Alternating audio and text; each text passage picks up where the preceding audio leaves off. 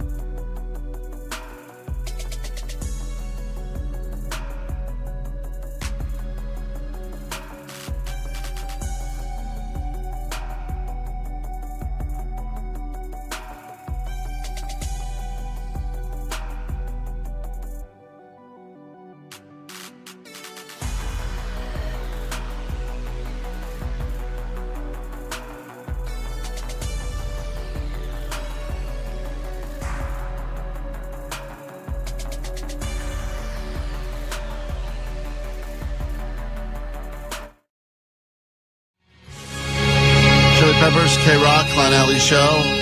How about $100 to start your Wednesday? We got $100 for you right now, and all you got to do is get on the phones, 800-520-1067, Battle Alley, 5 questions about the news. Boy, does she hate paying the people. Sure do. I haven't done it in a while. She will pay the people, but she hates to pay the people, and you could be one of those people. In fact, Ken, you're concerned that Allie's too cheap for words. Is that your issue? Yeah, I was listening to some of the show from yesterday on the way to work this morning, and I hear her talking about going to different restaurants and scooping out guacamole, and I was like, this has got to be a bit. She can't be that cheap. No, you're wrong.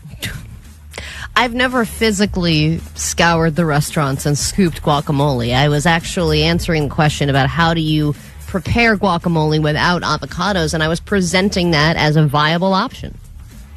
Well, I've definitely heard different things that you've done, and it just seems like you're beyond cheap, and I just worry about your kid growing up and wearing Kirkland shoes and KROQ shirts to school. Oh, man, we all do. Hey, you know what? Pants, if they're small enough, become shorts. Can't believe you think she's going to give her kid shoes at all. That's crazy. Kid's going to be barefoot in KROQ shirts. I'm hey, actually taking thank Vanessa's you, shoes. Her feet are small love enough. Love you too. Yeah, I'll tell you, there was a lot of concern yesterday. Well, I mean, always when you say these things you do. But today, on the show, you'll understand where Allie gets it from. Because Allie's mom, the throat goat herself, will be joining us on the radio this morning to get you ready for Valentine's Day. Who knows more about preparations for Valentine's Day than a woman that's been married 1, 2, 3, 4? Who even knows how many times? Well, it's 3. Well, but she's also had a lot of boyfriends. A lot of boyfriends. Very popular. It was one of those things where her brothers and sisters would tease her about, like, who's coming through the door today. Right. And it would be like some biker guy, and then it would be some guy she met at a Deadhead concert, and then, you know, it was just like a revolving door. There was one guy she dated for 15 minutes. She dated a guy for 15 minutes. I believe it. I believe that guy said whatever he had to say to get some of that. 15 minutes of his life. Get some of that throat coat action. 15 minutes in heaven. Yeah. Okay. Why don't we treat the throat goat with a little respect? I mean, my mom with a little respect. Allie's mom, the legitimate throat goat, champion of the world, will be on a little bit later. We know what the groundhog saw at Gobbler's Knob, but what is Allie's mom, all right, who also loves Gobbler Knobs, going to be on? We'll see. She 6 more weeks of winter. We don't know. I'm that excited. I can't even speak. I thought you were breaking her up because of the money stuff.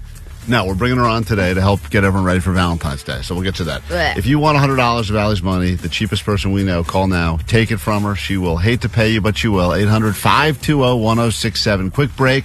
Back with that and more next. I think everybody here knows what it means to join the Mile High Club, right? Oh, my God. It's the KROQ Mile High Club. Get lucky and see your favorite KROQ bands in places all over the world. Destination 3. Pack your shillelagh, kiss the Blarney Stone, and river dance your way to the pub. Wouldn't you follow the end of the rainbow to a pint of tickets to see the Lumineers in Dublin?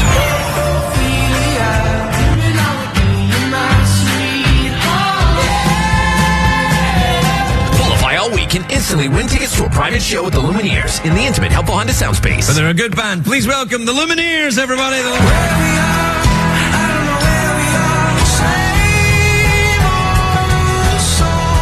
You'll get on the standby boarding list to see him again in Dublin. Courtesy of Dual Tone. This is Wesley from the Lumineers on the World Famous KROQ. From Monster Tour Water, straight up water, nothing else. Visit monstertourwater.com to find a store near you.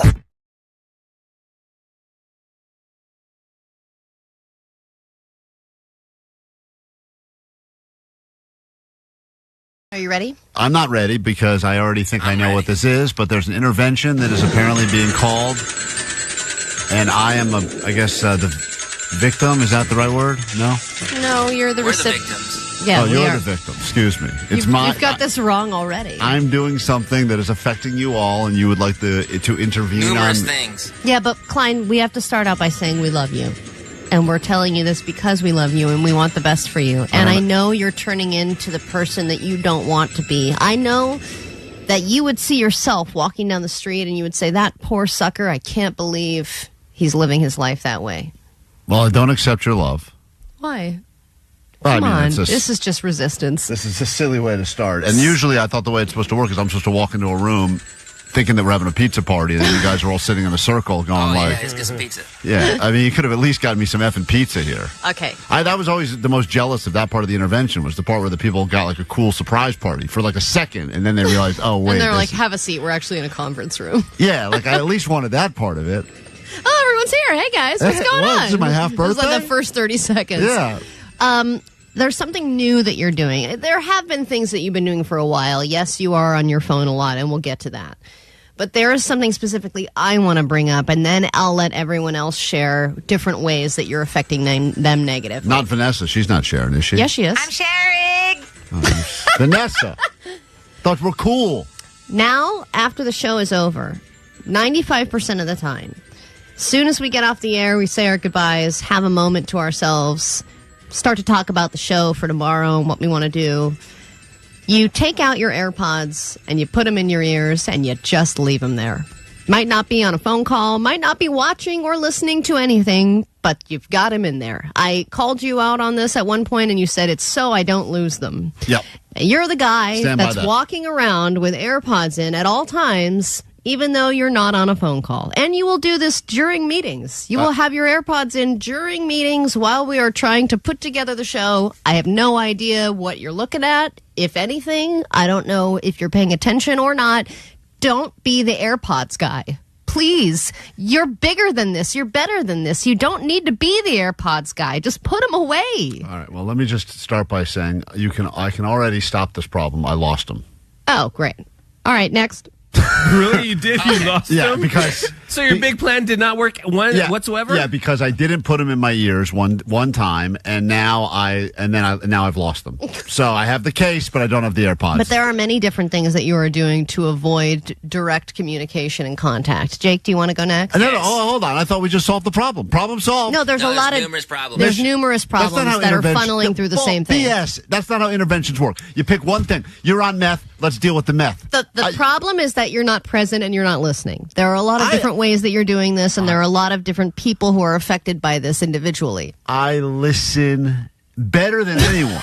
I'm the best listener. I do. Jake? Yes, dear Klein. Oh, I hate this. I'm not listening. Your behavior has affected me negatively in the following ways.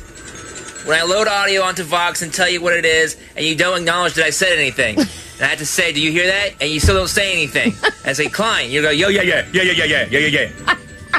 And then when I talk to you over the comm to tell you something or ask you if you're good on audio, and you don't answer me. But actually, it's worse. You do answer me, but you don't take the effort to press the button. And I see you on video not pressing the button, but saying stuff as if you pressed the button. I can't hear you if you don't press the goddamn button. Wow. This is not a good intervention. Also, you still owe me $300. First of all, that's irrelevant. I've seen intervention. They've never yelled at the person like that and made them feel bad about it. No, they're supposed to cry instead. We do a lot of checks and secondary checks. It's too many checks. I say, can you put the audio in? If the audio's in, to me, that mission accomplished. I don't need a, hey, did you get the audio? You need a good job? You need a pat on the ass? He needs confirmation that you received it. Allie, how annoying is pushing this button?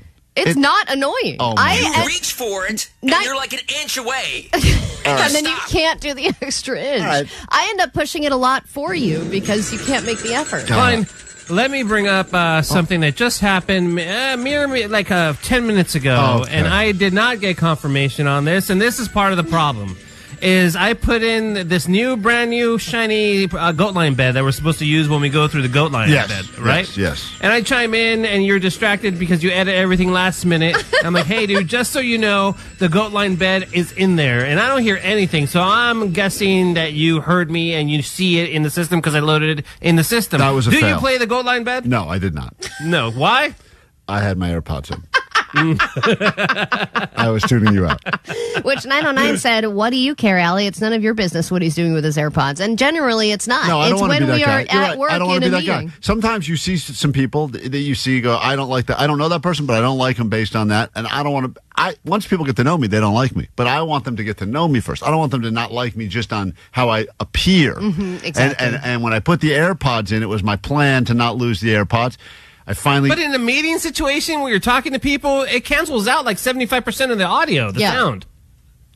No, it doesn't because they're not on. Yes, it does. They're just They're resting. not on. How big are your ears? Dude, look at them. They're huge. Look how big my ears are. They're No wonder massive. you lost them. Yeah, I'm trying to. I think could be in there right now. All right, There are Johnny. 4 pairs in there. Johnny, do you want to go? I don't like this intervention, and I think we've covered it. I'm ready. We've covered enough. One thought per break, guys. Too many thoughts. Okay, mine is really quick. Mine is just, and I know this kind of lends itself to your disability, but I have. What? Lends itself to my disability. You're the guy that thought the Iditarod was hauled around by a bunch of Jamaican guys. All right, stop deflecting. It lends itself to your ADT, but I have one for when you walk. ADT? You got the disability. Your security pal. system? ADHD. All right, let's move on to Vanessa. ADHD. All right, let's hear Johnny out. I like what he's saying. Go ahead.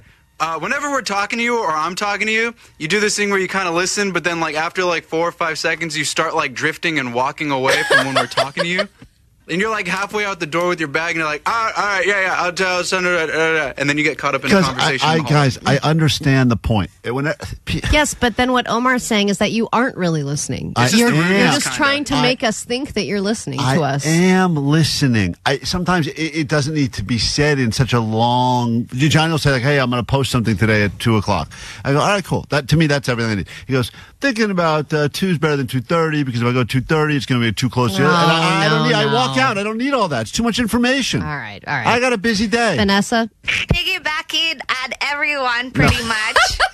Is that how you say it? Anyways, when we have meetings and you're on your phone. Guys, I hate meetings. And you're like in social media, I don't know if you're paying attention to what I'm saying. And you know I don't speak very well, so I need full attention. Vanessa, what did you just say? KROQ, we got lots for you to win this morning. It starts right now with $100 of Allie's money. She originally, I believe, bragged one time that she would know more about the news than anyone listening to the show because all she does all day is study up and put the ADD news together. Did that. Well, I think you were thinking it. No. Well, anyway, we made you put your money up where your mouth is, and as a result, now you paid thousands of dollars to people every morning right around this time. All you got to do is be on the phone and be ready to win. 5 questions as she will sequester herself outside of the main KROQ studios. And today, Allie, say hi to your competition from Long Beach. This is Ralph. Hello, Ralph. Hello. Ralph, you feeling smart or at least not totally dumb? I don't think I'm feeling totally dumb. He could be a sleeper, Klein. He could be the one. Definitely sounds like he could be sleeping. All right, Allie's going to leave the studio. Your round will begin the second she leaves. Answer these questions quickly, confidently, and accurately, and hopefully we can pay the people.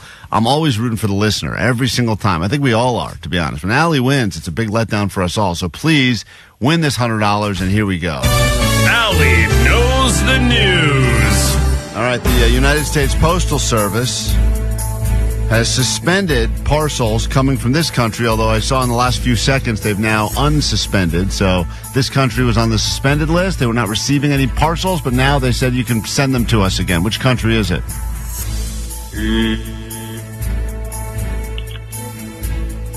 Gonna go with Mexico. Question number 2. Luka is now officially a Laker. He's in Los Angeles. What is his number as a Los Angeles Laker? Need an answer quickly. 3. 24. 2. 24. It'd be crazy if they gave him Kobe's number. Question number 3. Super Bowl ticket prices are plummeting. Currently, you can get a Super Bowl ticket now starting at this price in the resale market. Well, give me the price. Whoever's closest will get the point. Sorry, I was cutting out a little. Super Bowl ticket prices plummeting. How cheap can you now buy a ticket to get into the Super Bowl? $350. Go to question number 4. Speaking of Super Bowl, Paris Hilton will be showing up in a Super Bowl commercial for this condiment. Which condiment will she be promoting?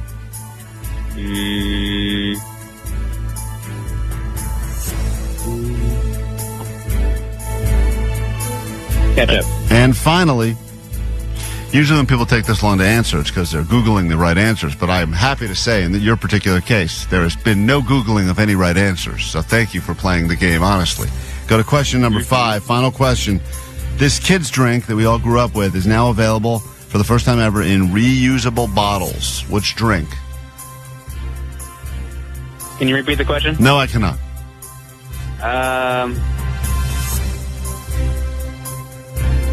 Gatorade. All right. Let's bring Allie in. We'll score it together.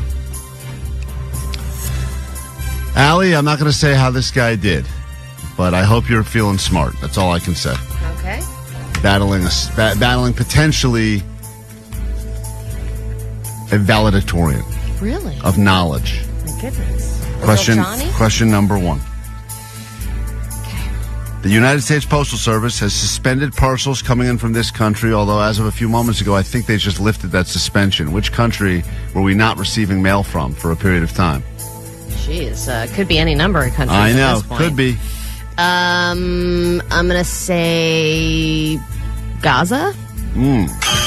Terrible guess. Of all the countries it could have been, he went with Mexico, but the correct answer is China. China's the. We weren't accepting parcels from China? The United States Postal Service said we're suspending any parcels from China. I think they just lifted it in the last few moments, but that was the answer. Go to question number 2. Wow, everyone was so upset about their Sheen deliveries. That would have been a lot of Sheen. So much Sheen. Question number 2. Luka is officially now a Laker in Los Angeles. What is his number as a Los Angeles Laker? 77. That is correct. 77. Go to question number 3. Allie goes up by 1. Question 3. Super Bowl ticket prices are plummeting. They're saying that you can now buy a ticket to get into the Super Bowl starting at around this price. Is it $3,000? Wow. On the screws. He said $350. They're saying for the first time in a long time, the prices have dropped into the $3,000 territory, Dude. getting some seats as available as low as $3,000. I think last year was like $7,500. Yeah, well, even the ones that are going for 3 now, they were listed at $6,000 a couple days ago. They're not selling. We go to question number 4. Speaking of Super Bowl, Allie's up 2, by the way. Paris Hilton starring in a Super Bowl commercial for this condiment. Which condiment will Paris Hilton be promoting? I know they're already doing a Hellman's one with Billy Crystal, so it's probably mustard, French's mustard. She's going to be doing some Frank's Red Hot. Oh, Frank's cool. Red Hot. Put that that's S hot. on because that's hot, right? Yeah. And finally, question number 5. Allie's still up 2. This kid's drink that we all grew up with is now available in reusable bottles for the first time Capri ever. Sun. Capri Sun. He Blasphemy. said Gatorade. Well, Ralph, that didn't go great for you. Allie beat you 3-0, and what must you shamefully admit over the airways of KROQ? This is Ralph from Long Beach, and Allie knows the news. Tomorrow, around this exact same time, you'll have a shot to prove that you're no Ralph. And I recommend you use that very carefully. Don't be a Ralph. I am currently no coffee, which is the first time I've been in here to do a show, no coffee, I think, ever. You seem the same to me. Oh, No, he's way grumpy. I'm dragging ass, and I'm super grumpy. And I'll explain everything else after this on KROQ.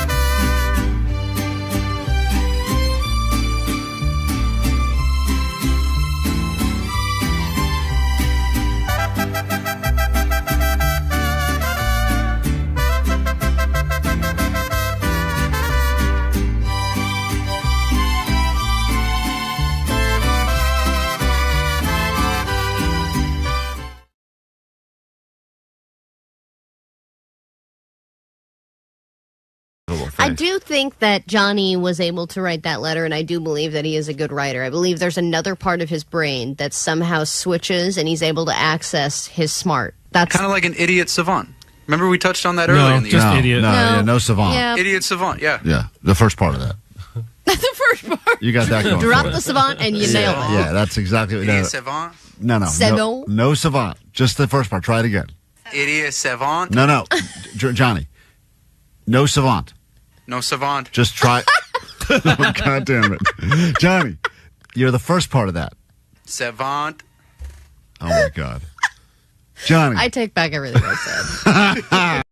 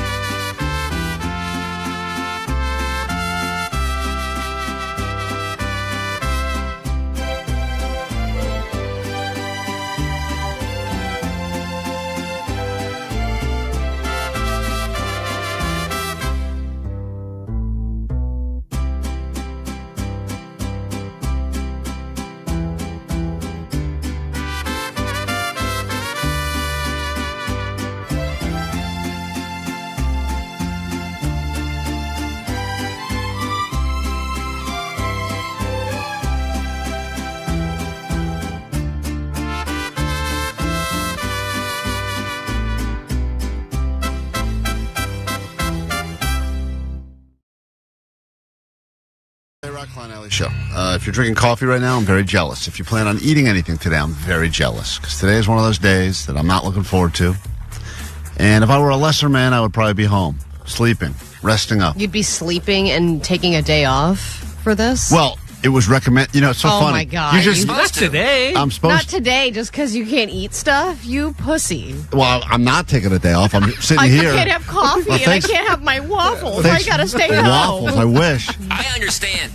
By the way, thanks Christ. for You're the just not support. drinking and not eating Yeah. for a little bit. You still have water. You have your tea. Oh, the hardship. Guys, Holy moly! I'm already Then thinking. I get every day off for my period if we're doing that. Great. Take them. Great. Get out of here. I wish you weren't here then. Brings all the bears to the station. I don't want it. Keep the bears away. Now, tomorrow is the day I really should not be here. I'm planning on That being day, here. I do think you should just not be here. I'm planning on Or being here. broadcast from home, like we discussed. You could be live from your bathroom. I got to do Klein's getting a colonoscopy. and an endoscopy, where they're going to put cameras in both sides of me, turn me into a human shish With kebab. the same camera. Same camera. Finger cuffs, dude. I requested the guy does the mouth first. He says they don't do it that way. I go, come on, please. One camera. Or you do mouth, then the butt, then back of the mouth. Yeah, he's going back and forth. That's the insurance we have here at Odyssey. It's not great. So it's one camera. So as a result, today's prep day. And I have never gone through any of this before. And as a result, prep day is a terrible day. I got a whole list here of what I have to do, what I can't do. It is... A lot of reading for you. The worst part about it is all the reading, to be honest. And it's all important. The worst part so far. Well, I've already, by the way, because I'm such an idiot and I'm not a great reader, I just realized as I was looking at it this morning, I've already violated like 6 of the rules. Why? Because I thought it just started today, but apparently I was supposed to do different things 5 days ago, 4 days ago. 5 days ago? Yeah, you were supposed to cut out certain things 5 days ago. What? What are you supposed to cut out 5 days ago? I mean, it had a list of alcohol, a bunch of other stuff. Who cares? Can't they get around that? I don't know, Allie. If you don't adhere to this stuff, though, what happens? You know what, Omar? My biggest fear is I go through all of this crap, and I got to go through the whole. It's like an inconclusive. Yeah, and then they get in there, and then they go, dude, your insides Smells like tequila. Forget it. It's so messy in here. Your insides are chaos. Yeah, like doctors figure it out. It looks like Butts have existed for a long time. It's crazy that we don't have better technology. This seems so rudimentary. So have you told them about your 2 buttholes? I have not. Or is told that him. going to be a surprise? That'll be a surprise for him. I'll break that to him day of. I mean, they probably need something to break up the monotony of that job. Here's the thing about the whole process, which I've never been through, and I've had a lot of people that have given me words of wisdom, and whatever, is that I am so not looking forward to any part of it, except for the part where they give you the drugs and you get to fall asleep for a half an hour. Except when you're sleeping for that half an hour, you're being just completely violated. Yeah, but then when you wake up, you can be like this. Hold on.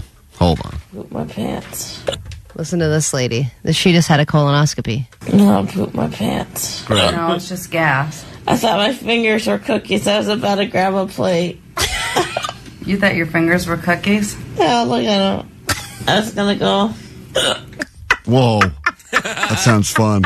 Yeah. Grab a cookie. Apparently the medicine they give you, you're not allowed to sign any, they tell you, you cannot sign any contracts, you cannot go into any business meetings that day, because apparently that medicine makes you all crazy. Well, she thinks her propofol or fingers are donuts or cookies or whatever. So you could be like the new David after dentist. You'd be Klein after colonoscopy. Oh, man, oh my God, you're going to be, is this real life? Be a viral star. Yeah. And the We whole... have to put you in a car seat. Well, they wouldn't even... I was going to have Allie be my official chauffeur because... Oh, hell yeah. Please do that, Allie. Because I thought it'd be funny if, I don't want to lose any of these wonderful moments. Absolutely. Can I pick you up? I'll pick you up. And I also think that my wife, who already has so little interest in anything sexual with me, that this would be the final nail in the coffin. She would look at you and be like, this is enough. Right. Yeah. So I feel like I can't have her do it, but they also won't let you just take an Uber. There's all these rules. You can't just. Because the Uber driver will violate you? I guess, yeah. That's what happens. Or you might decide, take me back to work. I got some contracts to sign. Right. Right. So I don't know. But today is the day. Tomorrow, forget it. Tomorrow's a whole different thing. We'll see how tomorrow. Can I pick you up tomorrow? I will. What time is it at? Like the guy said to me this once again. The doctor says, I recommend you come in first thing in the morning because you're going to be starving. You're going to be ravenous. You're not going to feel well. You haven't eaten now, and it'll be a long time. 7 a.m. Wait. Let's say long time. By the way, you're acting like you haven't eaten for weeks. If you just don't eat for a couple of days, it's fine. Yeah, but this hit me in the middle of this stupid forced resolution thing where I haven't really been eating because I'm trying to lose a goddamn pound a week for you idiots. So, yeah, it is a terrible time, to be honest. And then... on top of it, it's right by the Super Bowl. He's tough. Super Bowl. Oh, Bet on the spread. Thanks, guys. Thank you all for turning my medical condition into Super Bowl. We went with Super Bowl instead of Pooper Bowl, which I was upset about. But. Well, I'm sure either way we're going to get sued for using these. But thank you. You ready for this? Super Bowl 45. Thanks. It's all pay dirt. Okay, great.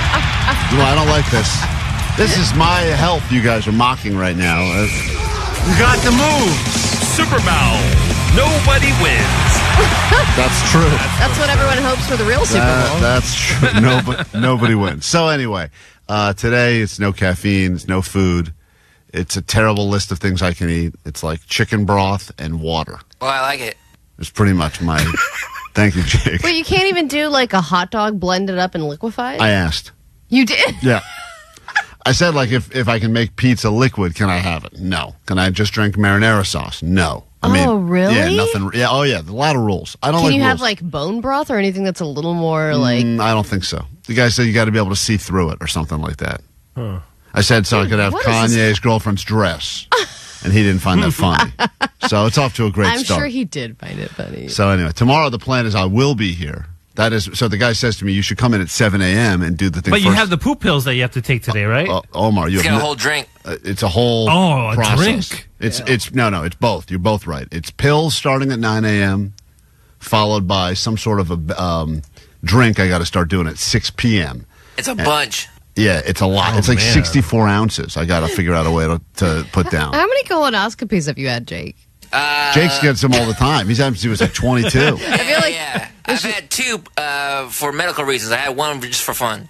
I think it's very important. You know, part of the reason I got into this thing, you know, my manager, who I've known for a while, this guy's 36 or something, and he found out he had a tumor growing inside of him because he's like, oh, I don't have to deal with that till I'm 50. That's what everyone thinks. You have to deal with it till you're older. And then they go, and then he had to go full on chemo, everything. I mean, so it's a real thing, man. It's so I don't know. I'm freaking out a little bit. I'll be honest, freaking out, but mostly I'm just freaked out that I'm not going to be able to eat today.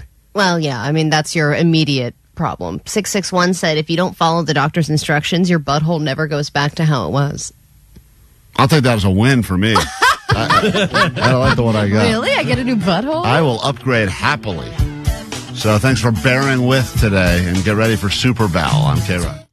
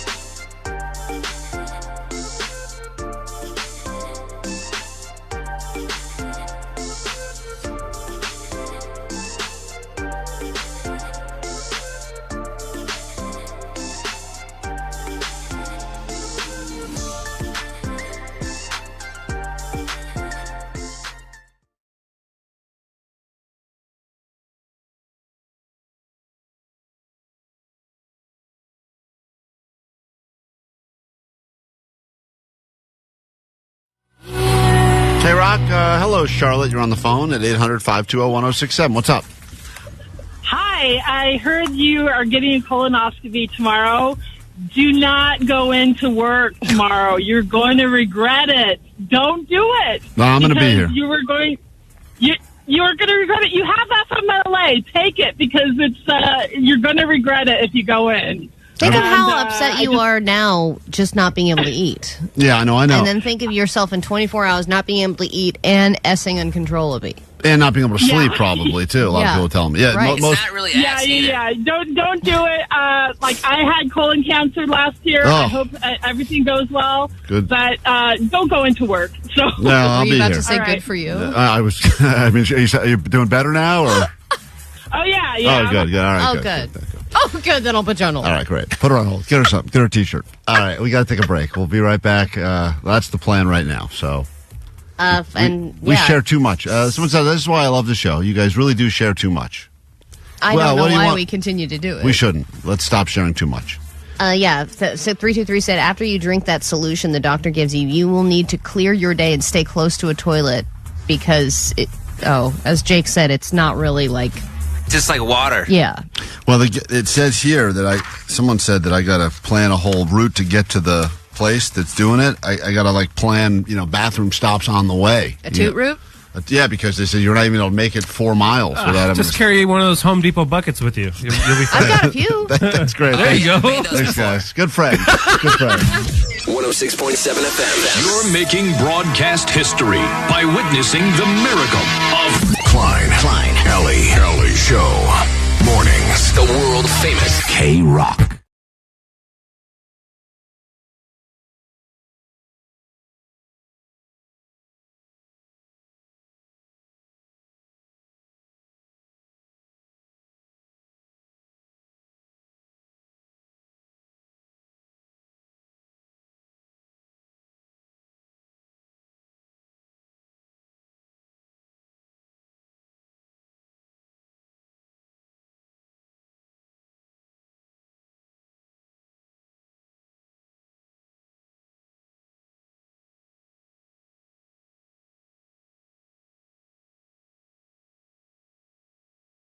K-Rock Klein Alley Show. One of the many things we got into this week, which I hate to even bring up again, is the fact that my wife, after talking to a friend of hers, the friend of hers, I guess, had put one of their poorly behaved kids, into an etiquette class to learn the basics of manners when sitting at the dinner table, primarily. Which I will just say, even though I don't know this person, I'm sure her kids hate her for that. Yeah, probably. And I made it through my life without going to an etiquette class, and look at me, Allie.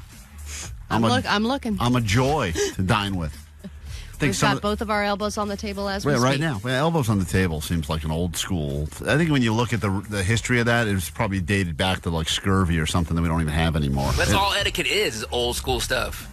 Yeah, like etiquette, I feel like we've evolved. And I understand that, yes, we are, I think Jimmy Kimmel just got back from Japan, and he went into this whole rant about how kind of disgusting America is. Now it's a big joke now to the rest of the world because he goes to these other cities that are like clean and they're like, almost pristine. Japan and Singapore and all right. that, they're very clean. And that we should be able to do that in the sense that there is America does make a lot of money, but for some reason we just don't know how to spend it, or our political system is broken, or whatever you want to say. But he's been to a major city and seen what an actual clean, crime-free city feels like, and then you kind of come back to Southern California and it just looks like it's getting, just more disgusting by the day. Is etiquette a part of that? I don't know. I think it's a part of the unraveling of culture, sure, but younger generations too are mannerless. I was reading an article about that. And listen, they're just throwing it out the window. And this is why she said, let's just stop this now. We don't want to be the people. So she said we should do an etiquette class. I said no. We did a little quiz on the air. Turns out all of us don't know how to act in these situations, at least based on traditional etiquette. And then a couple of listeners said, why don't you have Klein ask his kids these questions and see how they do? Maybe they do great on the quiz and they don't actually need the etiquette at all. So I did ask my kids some of the questions we talked about on the show. Oh, like what do you do if somebody farts in front of you? Yeah, what were some of the other ones? I forget. It was like it was like what are the most important rules of about when you eat sitting at the table and this and that. So I did ask them, and they gave me their answers. Now I don't think they need etiquette class based on these answers. Etiquette question, guys, because I took a quiz on etiquette, and Mommy wants us to take etiquette class. If someone farts and then they say, "Excuse me," what are you supposed to say? Now, we learned that there is an answer to this, and if someone does... Again, this say, is like drunk slurry Klein at home. I don't know why you always sound I'm not like drunk. you're I'm slurring. tired. I'm not drunk. I'm tired because... It's an etiquette class. And then they say, excuse me, what are you supposed to say? Maybe run away because it stinks. So, once again, that's not what you're supposed to do. I would love it if everyone did that. But in society. Society, you're supposed to acknowledge the person took credit, and you kind of just smile at them and say, You're supposed to smile and nod. In a nonverbal way, you're supposed to basically say, thank you for taking credit. I acknowledge your excuse me. Right. But I thought my kid had a better answer. Totally. Just running away is so funny. Maybe run away because it stinks. So she's, once again, I think that she's thinking... How that stinks? So the other child, this is the 5-year-old now, also had a answer for this question as well. This is all part of etiquette. If I farted right now, Sienna, and said, excuse me, what would you do? You farted today. That is the best. Telling somebody about their farts is that's a class act I in was my book. just trying to get the answer for the question. And Speaking of, you're disgusting. She didn't have to rat me out. But. You farted today. Okay, thank you. So direct. And you didn't say excuse me. So clearly, now everyone in the house is laughing. Yeah, now I've become the punching bag of the family. And you didn't say excuse me. Okay, great, thank you. So the next question in etiquette nice class etiquette, to see if Klein. we... You said thank you. Yeah, I said thank you after she insulted me. See, that's good etiquette. I'm learning, right? Great, thank you. So the next question in etiquette class to see if we need this or not. Hey, shut up. Okay, that's not nice etiquette right there. You didn't say that. She didn't want to do the quiz anymore. She just told you to shut up. She told me to shut up in the middle of the question. She was not happy to do the quiz about etiquette, and whatever. I don't think she's wrong here. No one wants to do the etiquette. My wife isn't even planning going. She wants to send me and the kids to learn. Yeah, but here's the thing. You were making this point yesterday where people are they're as mean as they've ever been, but they're usually mean online. And your daughters are nice enough to be mean to your face. And that's important that they learn that early. It is. I think. You want to be confrontational at a young age. What is a nice way to say to someone that you are no longer interested in hearing their story? Sorry, but your story doesn't really sound that interesting anymore. So I wouldn't really like to hear it anymore. So bye. Let's save that for all future purposes of the show. It'll be used every time Allie asks a question on the show moving forward. All right, so listen, I think... I'm in the middle of a story. Hey, but that's a nice way to say it.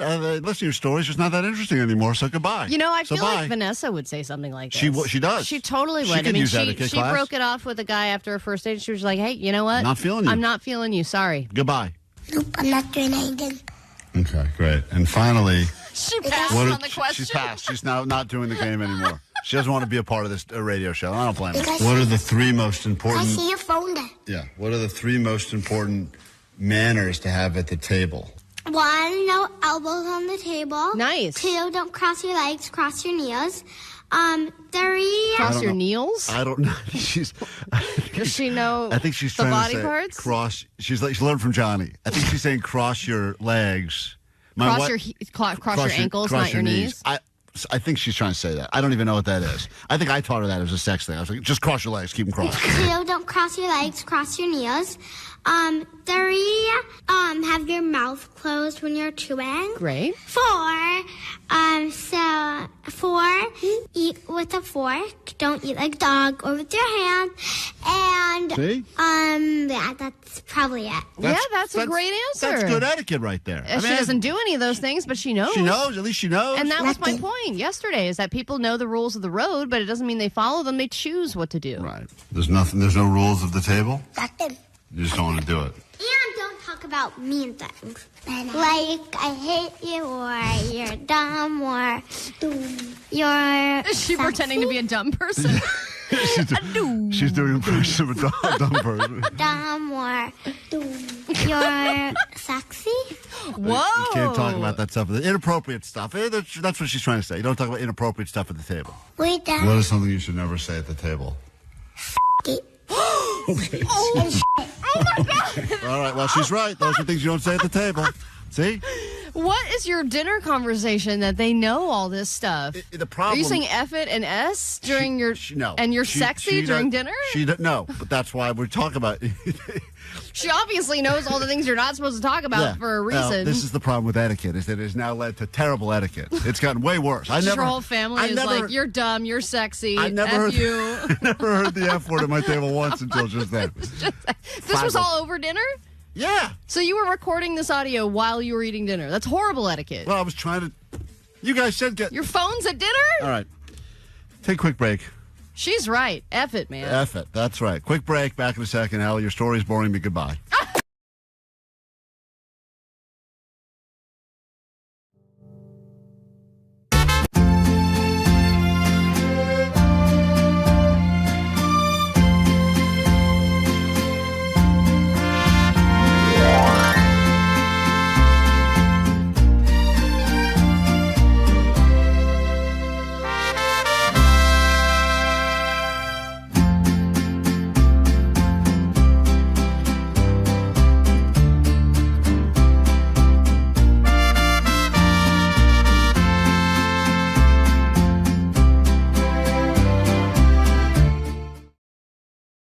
First thing after that is your tickets to see the LA Kings. They're battling a team from Canada. And as you know, we have no bigger enemy currently than Canada. So watch the Kings take on the team from the Vancouver, the Canucks, happening Crypto.com Arena on February 26th. We get you into that at 7 a.m. sharp. But first, what's going on in the world? Let's figure it out together with your ADD news starting now.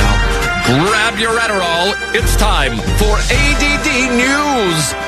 All right, if you've noticed some added traffic this week, there are many reasons for that, but the biggest reason is because of the many protests that have been taking place in downtown LA and beyond this week. It started over the weekend and then went into Monday, which was intended to be a day without immigrants. And the tough part about that is, unfortunately, many immigrants rely so heavily on their jobs that they don't even feel they have the ability to take a day off. And truly, if we did have a day without immigrants, there'd be nobody picking the food. There'd be nobody making our food. There'd be nobody serving our food, and every kid would have no nanny. Then yesterday, the protests expanded to several hundred high school students walking out of class to join the protests. And it's frustrating because you feel like, we're in Southern California. This is considered a sanctuary city, and, we should be well aware of the rights that immigrants deserve. But then you feel like even a protest like this, will it even make a difference on a federal level? What's so crazy is that there are so many truly amazing, hardworking immigrants that make this a better place to live, that actually contribute to society and really... In a country built by immigrants. By the way, and are grateful for a job that most people would not even want. Of course. And a job that we would need to keep this operating the way it operates. And then, what ends up happening is you get some that are, like with people that are born here, that are criminals, and they give a bad reputation, yes. Those are the people that they focus on. But the real issue, and I am not going to run for any sort of political office ever, is, like anything else, if someone is breaking laws and committing crimes, truly prosecute them at the highest extent of the law. I'm a big fan of just straight up execution. Oh, boom. Jesus. Done. Wow. Let's make the penalties a lot stronger so people start acting right.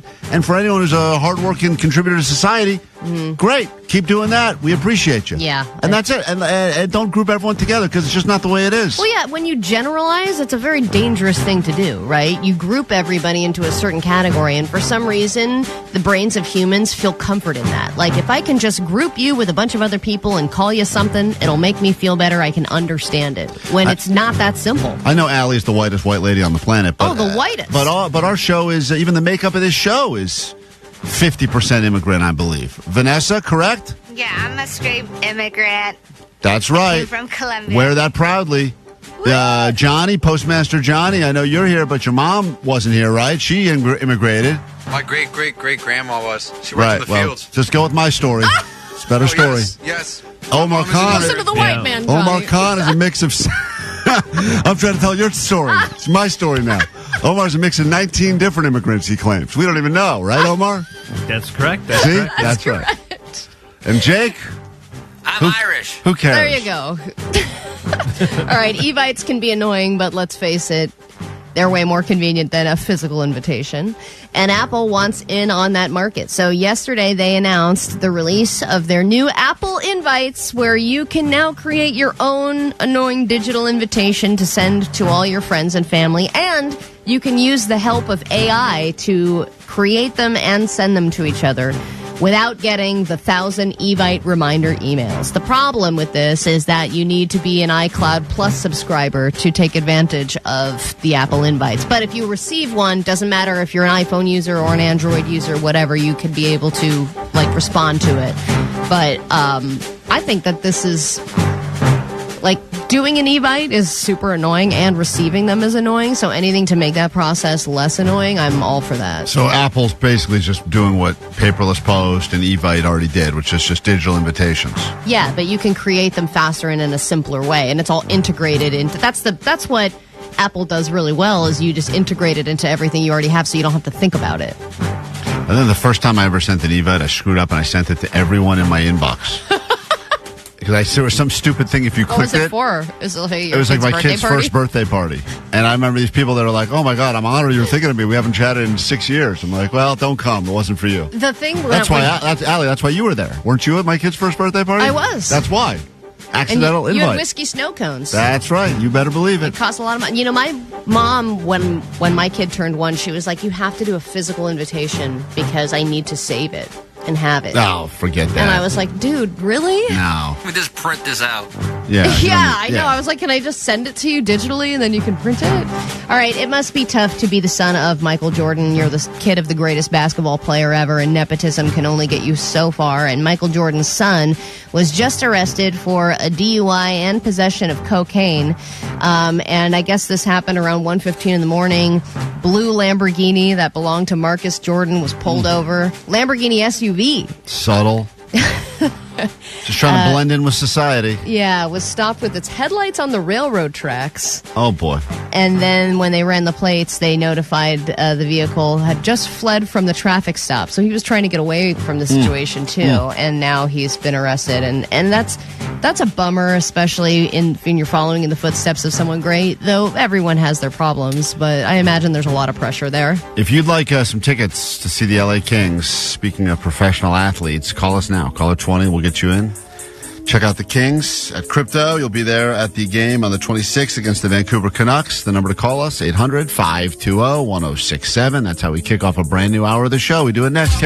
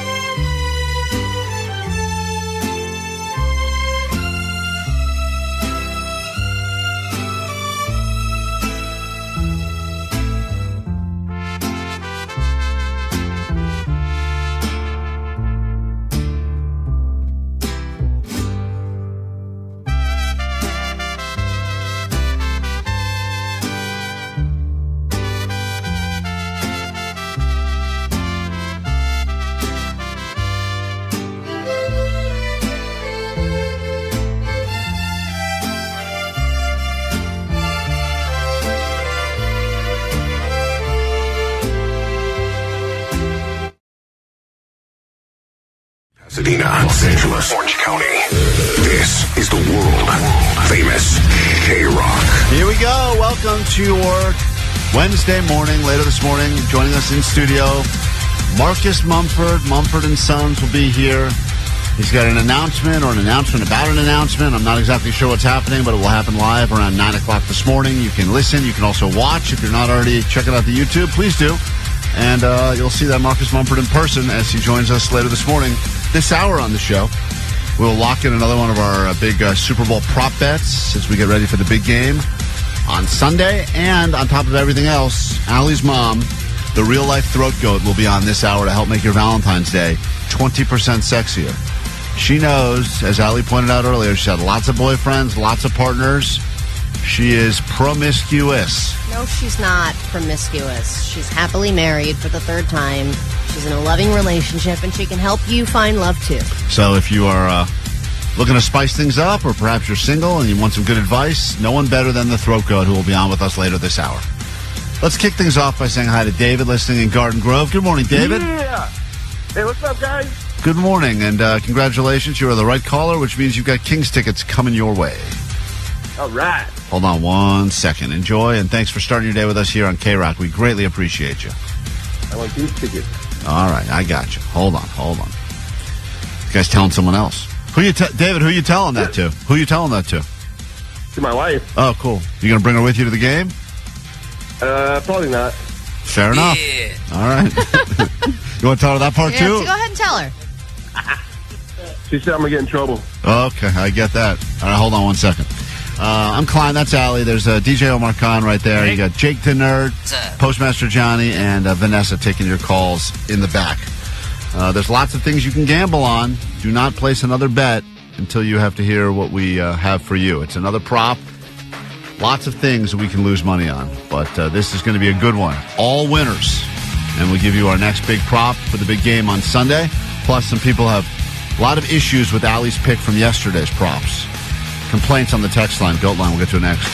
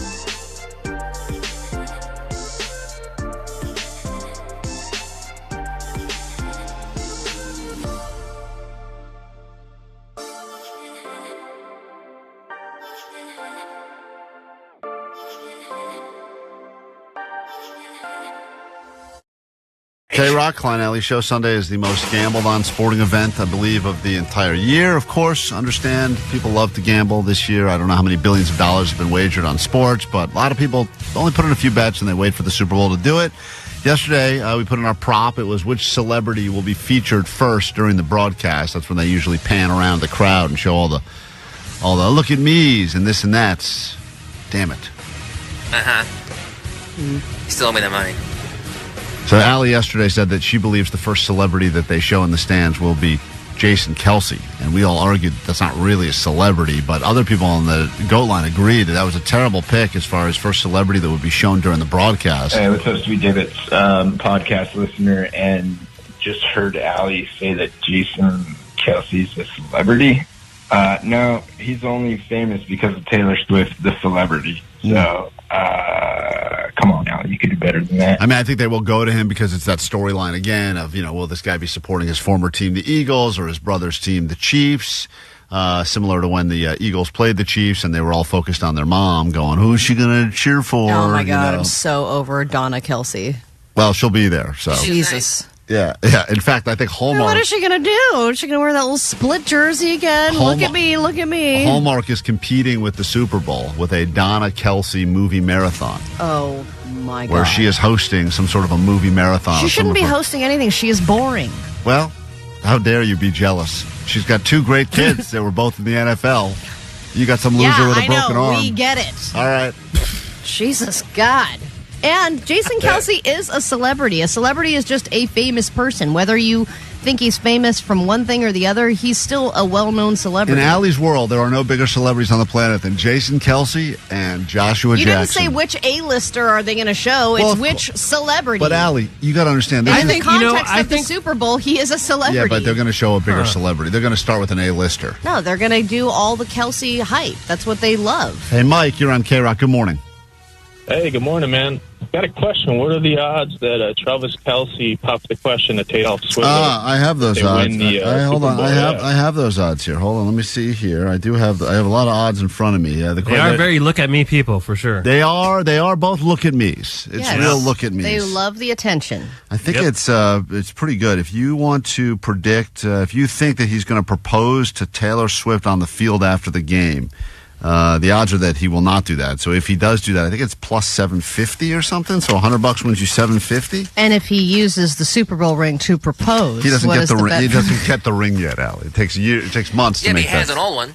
That's true. There's no odds on that. So massive. The bet we're going to make today is this is always a strong one, and this is who the MVP will thank during their speech first. And usually it's teammates, God, family, coaches, Mom, the fans, the city. Donna Kelsey. So we will lock in our bets now. We'll start with Jake the Nerd this time. Jake, go ahead. I think the MVP will thank his teammates. Damn. Teammates is what you're going with? I'll tell you right now, the odds on that. If the MVP thanks the teammates first, that's plus 150. That is the favorite. That they say something like, man, I wouldn't be up here without these guys. All about these guys. These guys, the teammates that lift me up. These guys. This front line. Allie, what do you think? I think it's going to be God. I feel like that's always the go-to. Listen. It's always God and then fans, teammates, etc. Yeah, they kind of do that.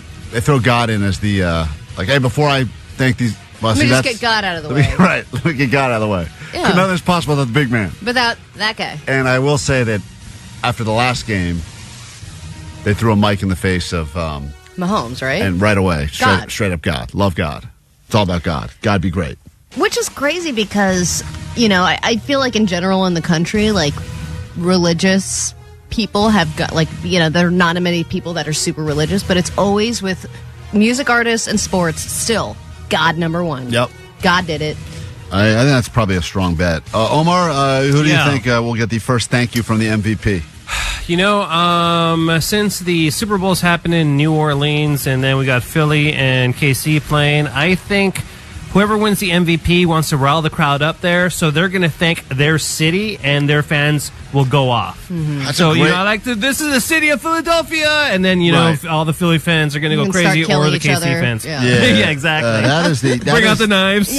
That's the long shot. That's the plus $750 bet. $100 would get you $750. $1,000 would get you $7,500. Whoa. So think about that. I like Omar on the long shot there. That's a pretty strong one. Because it's New Orleans, I think that it's clear they're going to thank Harry Connick Jr. first.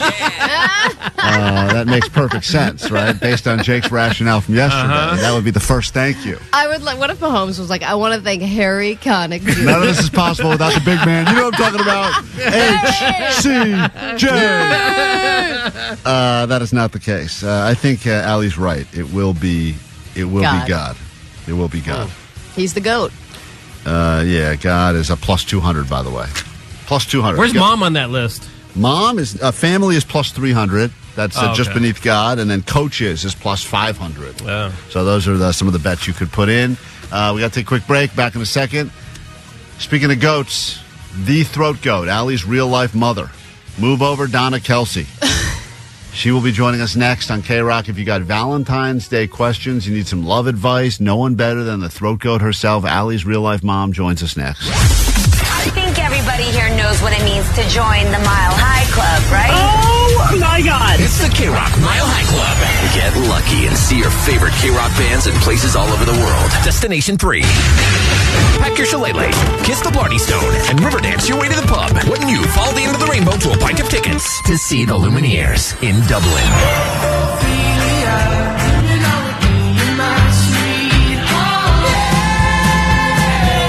Qualify all week and instantly win tickets to a private show with the Lumineers in the intimate, helpful Honda sound space. But they're a good band. Please welcome the Lumineers, everybody.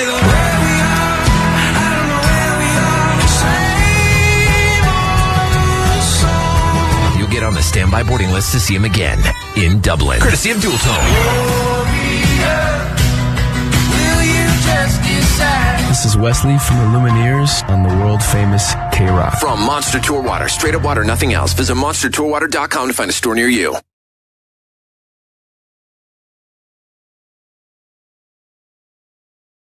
Can you believe it? June's almost over.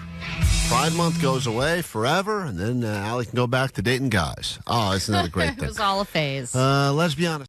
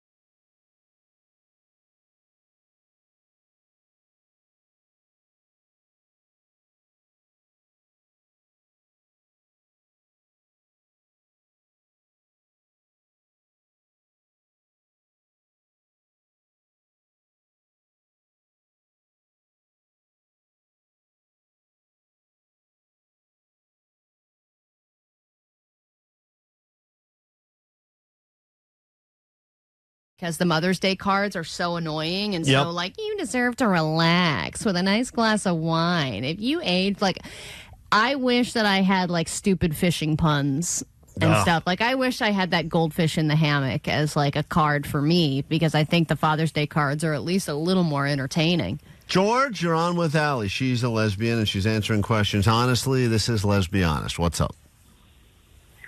Allie, boobs or butt? Another great Boobs question. or butt? You know, I think a lot of people would assume that because I'm a lesbian, I would choose the boobs. But I've looked at you. I've watched you check out women, and you look at the butt. You're a butt girl. I am a 100% a butt girl. Yeah. I will look at a butt. I will look at a good butt regardless, but I think that women's butts are some of the most beautiful things that God ever created. They are. And I think that, yeah, boobs are great. There's a lot of functions and stuff like that. I'm not really big on my boobs. No, none of us are. Yeah, so it's just not really that much of a point of interest. It's not like a make or break for me in terms of like body. If I'm like, oh, this person has great boobs. Like Sydney Sweeney, she's got great boobs. I get it. But it wouldn't be a deciding factor for me. That's if right, she she had would. tiny boobs or weird lopsided boobs or Right. giant areolas, but Right. still a great butt, just as good to me. I noticed you didn't say mind in any of this. You could have answered that a lot That of different wasn't the ways. question. Well, you could have. It wasn't boobs or mine. No, obviously, but you could have taken a nice moment there to let everyone know that what really counts is the boobs. But that wouldn't be lesbian and honest.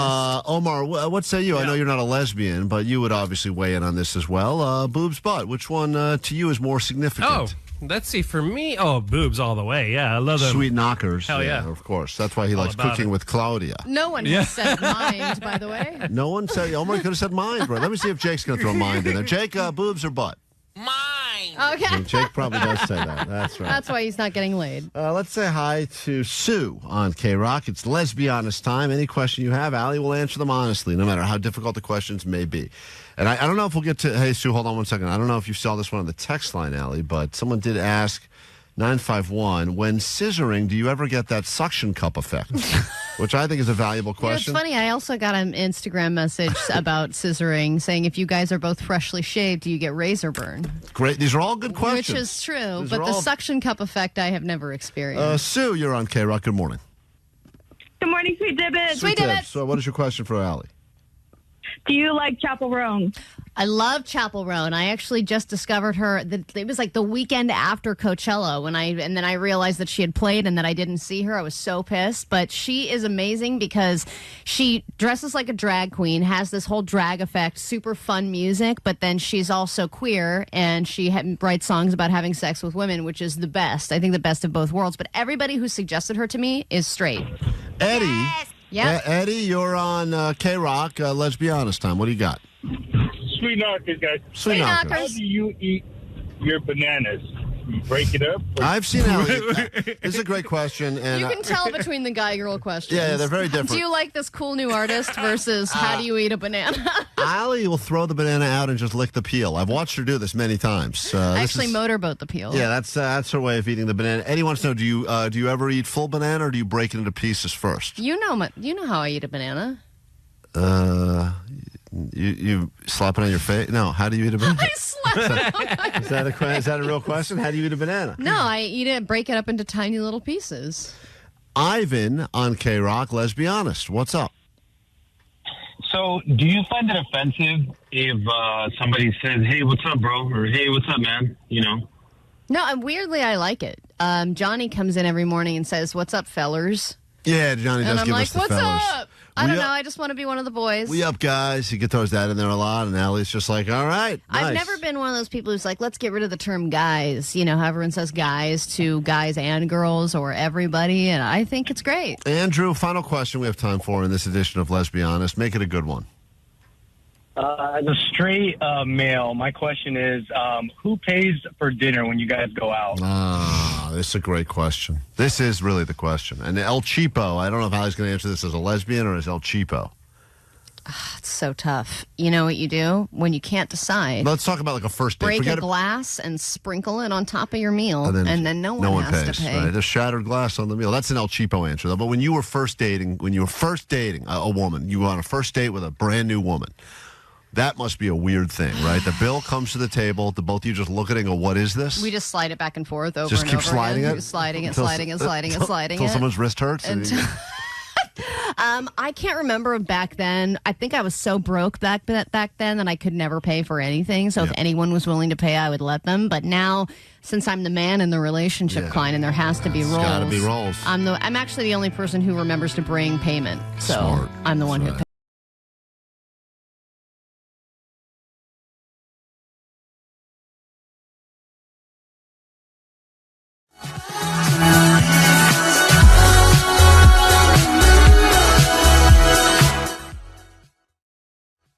Rock, we are Klein Alley Show. Good morning. Hopefully you're having a decent one. It's apparently pretty wet out there right now. Consider this a reminder that a week from Friday is Valentine's Day. So if you're one of these people, if you celebrate Valentine's Day, I recommend that you start figuring it out now. I know what you're thinking. I'll get through the Super Bowl first, and then if I have any money left after all the gambling and guacamole and 7-layer dips, You know what etc. we're thinking? I think we know what you're thinking. That's what I'm thinking. Anyone else thinking I know that? what you guys are thinking. No, you're thinking that. Are you guys thinking the same thing that I'm thinking, which is if my bets go well, my wife gets something for Valentine's Day, and if my bets don't go well, then we say, we're too good for this holiday. Sounds like a you problem. I think a lot of people know what I'm saying, right? Who's with me, huh? I hear you. Anyway, thank you. Thanks, Jake. Great. God damn it. Never good. It's the last person I ever want to chime in. Allie's mom is known as the throat goat for obvious reasons. She has had many lovers. Allie doesn't want to focus on that necessarily, but Allie did grow up with 1, 2, 3 dads and counting, right? Yes, I do have 3 dads, but my mom has also been proposed to more times than that. Are you serious? Mm-hmm. Remember she got engaged? There was a guy that proposed to her, and then... The masturbating guy. Yes. Wait, the what? The what happened? Don't you remember that? She told us about that last time, and that he was pleasuring himself every single day. Yeah. That's how powerful she was. Even just being around her, the guy couldn't even control himself. I mean, it's unbelievable, Allie. This guy, there's a reason she's earned this name. She's earned this title, and, and she's proud of it. And by the way, there have been so many songs about, I got to find some of these songs right now that people have sent us about your mom. But I mean, her current husband, who is, I guess, her third official husband, right, Allie? He loves the theme song about her, right? So much. Yes, because he has brought it up at Thanksgiving, of all places. And then I have to hear about, I heard your bit you did the other day about the throat goat. That was hilarious. And I'm like, I don't want to know. Is the throat goat. Allie's mom can do magic with her mouth. What that mouth do? She even locked down 3 husbands with her skills down south. Fellatio. She's known around the world for more than just the tip. Take it all the way. She's got that legendary gorilla grip. And when she talks about her sex life, Allie wants to hurl. But even Allie can't deny her mom will rock your world. Allie's mom is no stranger to the law. Make you weak in the knees. I can't remember the lyrics because it's too wordy. If you got time for a squeeze, 15 minutes is all she needs. She won't forget the scrote, cause Allie's mom is the throat goat. On the show right now, Allie's mom. Hello. Hi, how are you? You love your song, don't you? Hey, is that scrote part correct? All right, stop. Let's start with scrote questions. I think that's the first time I realized that was in the song. Well, amazing how accurate it is, huh?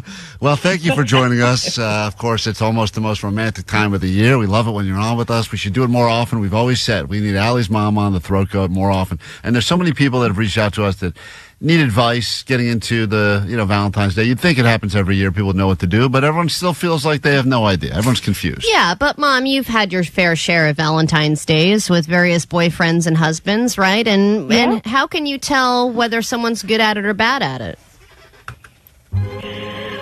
Well, I guess it's all about the effort, right?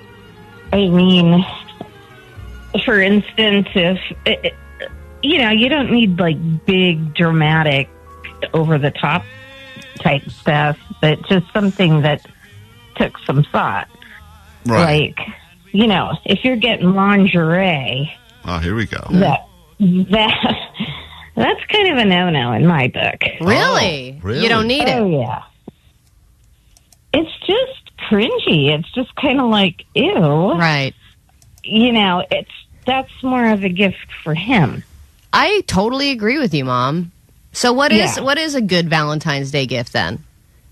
I don't know, just like, flowers, couple massage, doing something together, a dinner date, a nice dinner. Just, it doesn't have to be extravagant or anything, just something that maybe says, I want to spend time with you.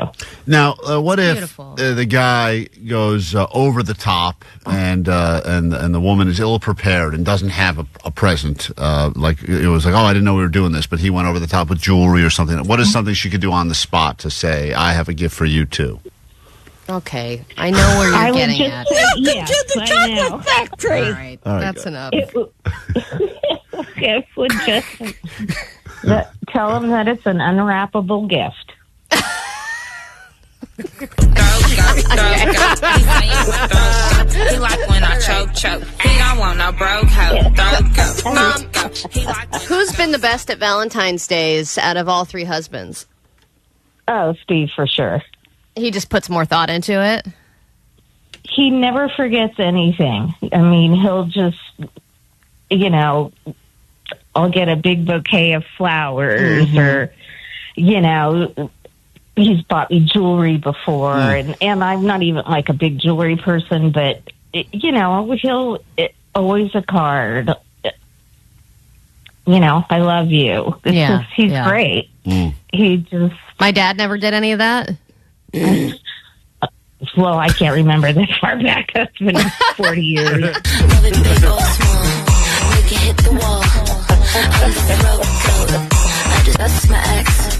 we just bring my mom on to play Throat Goat songs? Yes, that's right. Now we have questions now. Let's just say it was your dad. I would say probably not. Yeah, my dad's not. My dad's pretty oblivious to that kind of stuff. Yeah, but he also, exactly. he's remarried and he's with somebody who also doesn't really think about or care about that stuff. So they're a good match. Perfect. Exactly. Right. Some of these questions that we've received now, I'd like you to answer them as best you can. Allie, I know that there's quite a few here that you're looking on the text line. But nope, I don't see any. No, let's read all of them. I don't see... if you'd like me to say them, I will happily, but you can just pick some of your favorites. As far as what is the most romantic food you could serve on Valentine's Day? Here's a good question for the Throat Goat. I would say chocolate-covered strawberries. I don't know.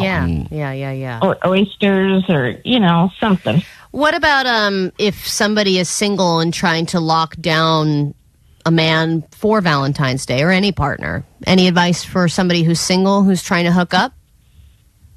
Well, I don't know about that. If there's somebody that they're seeing, and it's not to that Valentine's Day celebrate, point in their relationship, then they shouldn't. I would just say, don't exchange anything, and then if he asks what you're doing, tell him you're busy. Oh, interesting. I'm busy. So even if I'm you're doing not Galentine's. even if you're not busy, say you're busy, so that all of a sudden they go, oh well, this is a hot commodity. I better act, right? That's what you're saying, to lock them down. Exactly. Mental warfare. Exactly. It's all about games, mind games. Mind right, Mom? games. It's like pretending you don't want them when you really do, but they think you don't, and then they go for you. 818 says, Allie's mom sounds like she has a sore throat. Is she okay right now? Oh, my God. That's just a medical question. You okay? Yes, I'm just fine. Okay, enough with the Throat Goat songs. Why do we have so many of these? She's inspired a lot of artists. All right. It's allergy. 562, my question is zipper sound. Stop. That's not a question. Please, that's not a question. That's not a question. In all seriousness, do you feel, Allie's mom, that you are planning anything special this year for Valentine's Day for a husband number 3? Gosh, I haven't even thought. But yes, we always do something. Yeah, but you're always the receiver. You never have to plan anything. Doesn't sound like it. All right. Sounds like she's the giver quite a bit. Yeah, I don't. think about, what am I going to get him? What are we going to do? It's kind of beyond that. It just happens. Yeah. Right. Well, See, Klein, this been- is a happy relationship. This has been some great advice right now. Dear Allie's mom, what do you think a proper budget is for someone that you've only been seeing for less than a year for Valentine's Day? Less than a year? Well, I mean, like 6 months in, that's not casual. So I'd say $100, $150 plus dinner. What, plus Wow. dinner? Whoa. Nice, Mom. That's real deal. Yeah. She's used to getting Yeah. showered with gifts, my mom. I mean, you don't. If they're going on the cheap, it's a red flag. Well, not a total red flag. Yeah, your daughter's the cheapest it person we depends know. on the. It depends on the length of time of the relationship. Right. My mom got mad at me last time she visited because I bought balloons on Amazon, but I didn't want to pay to have them inflated. Oh, so you just blew them up in your mouth and they just sat there sadly on the door? You had to tape them up? That is sad. Your mom's right. Any ideas on how to make this recipe I heard about on this show called Fellatio Salad? Okay, That's from enough with 562. that. Done. No comment. No comment. All right. And how can I get in line to be Allie's fourth dad? Someone asking on the text line. Are you looking for potentially your next husband? Nope, I got a keeper. Yeah. All right. Got a good one. Fair enough. But if anything I ever did. happens, would you be opposed to remarrying? Yeah, I don't want that anymore. Whoa. Yeah. Apparently. I didn't even know that I would get married the third time. Yeah, I know. You said I was just content, just living my life, and then love walked That's back right. into your life. And the guy that she ended up marrying, weren't they Mr. and Mrs. Valentine in 7th grade? We were. Yeah. Oh, what a romantic story. It is romantic. Yeah, I heard got it. a crown and everything. Is it true or false you were down on your knees and he thought you were proposing, but that's not what you were doing? No. Oh, that's not true. Okay. No. All right, fair enough. Can we focus on the sweet love story? Let's- Jesus, God. All right, well, there you have it. This is a wonderful... Just stop laughing. I'm just reading. Everyone stop laughing. The text line is very, very He active right now. wanted X-rated. I gave him PG. Who? Kevin.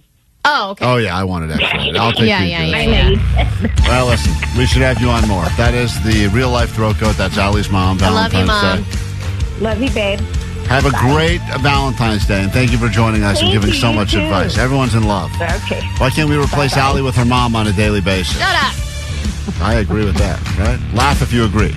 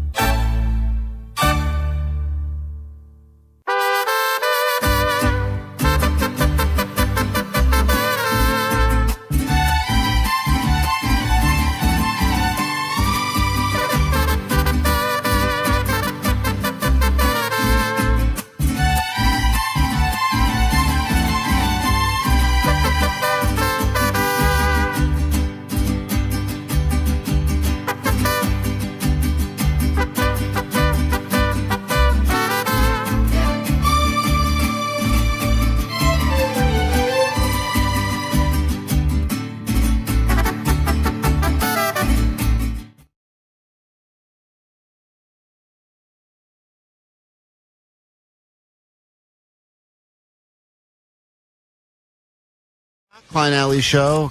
The question that Jake brought up yesterday when reading his journal is, can you be ghosted twice by the same person? And the answer, I think, Vanessa said yes. Universally, you can be ghosted unlimited times. But at some point, if you get ghosted once and then there's a reconnection, you go, all right, well, then the first ghosting didn't really happen. It wasn't a ghosting anymore because the person has come back. They've been resurrected. Yeah, but they can still ghost you and come back. It's still a ghosting. So the question is, because Jake was having a serious conversation with us, he is now with this Tina that he met through the show during a round of live Tinder. He's currently in the middle of being ghosted, I believe, for the third time now. Is that right, Jake? Is it 3? Well, I don't know how you want to count it. Well, she cancels on me numerous times, but I've been ghosted 2.5, 3 times. Is she somebody, though, that's just kind of a flaky person? Like, she likes you, but she's just kind of fly by the seat of her pants and, she ends up doing something else? Well, she lives very far away. She was moving this last weekend, so I can understand why she cancels. And, it is what it is. No, but a few of the times she has told you ahead of time it's not going to happen, but then a few other times she just doesn't show up, right? Yeah, right. Right. So, I guess at some point, is this still a thing or is this not a thing? It is what it is. I'm not going to press it. She lives far, and if it works out, it works out. But we have plans for Valentine's Day, and fingers crossed. What are your plans for Valentine's Day? Oh, boy. Remember last year when he gave his ex? Didn't he just, bring her to a show that only he wanted to go to? Oh, well, did I do that? Because it's happening again. We're going to go see Pentagram at the Whiskey A Go Go. Oh. But she wants to go to that. Yeah, okay. But this is a band that you like. No, she likes him too. But you were going to go regardless. Yeah, I was going to go regardless. Right. That's the problem. This is something, and that's what my mom was just talking about. It's the thought that goes behind it, and I want to do something, an experience with you that you wouldn't have otherwise done. This is something that you were going to do anyway, and you're just having her as a plus one. Yeah, but I'm getting a special couch ticket so we can sit together.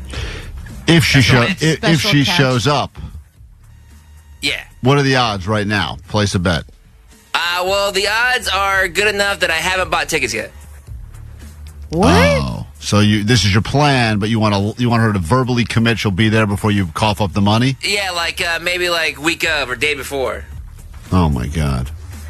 I don't think this is going well. 208 said, I think that Tina is using Jake for whenever she wants him, and that's not a nice thing to do. Jake sucks, but he doesn't deserve to be treated that way. It's a beautiful message. Don't you agree, Jake?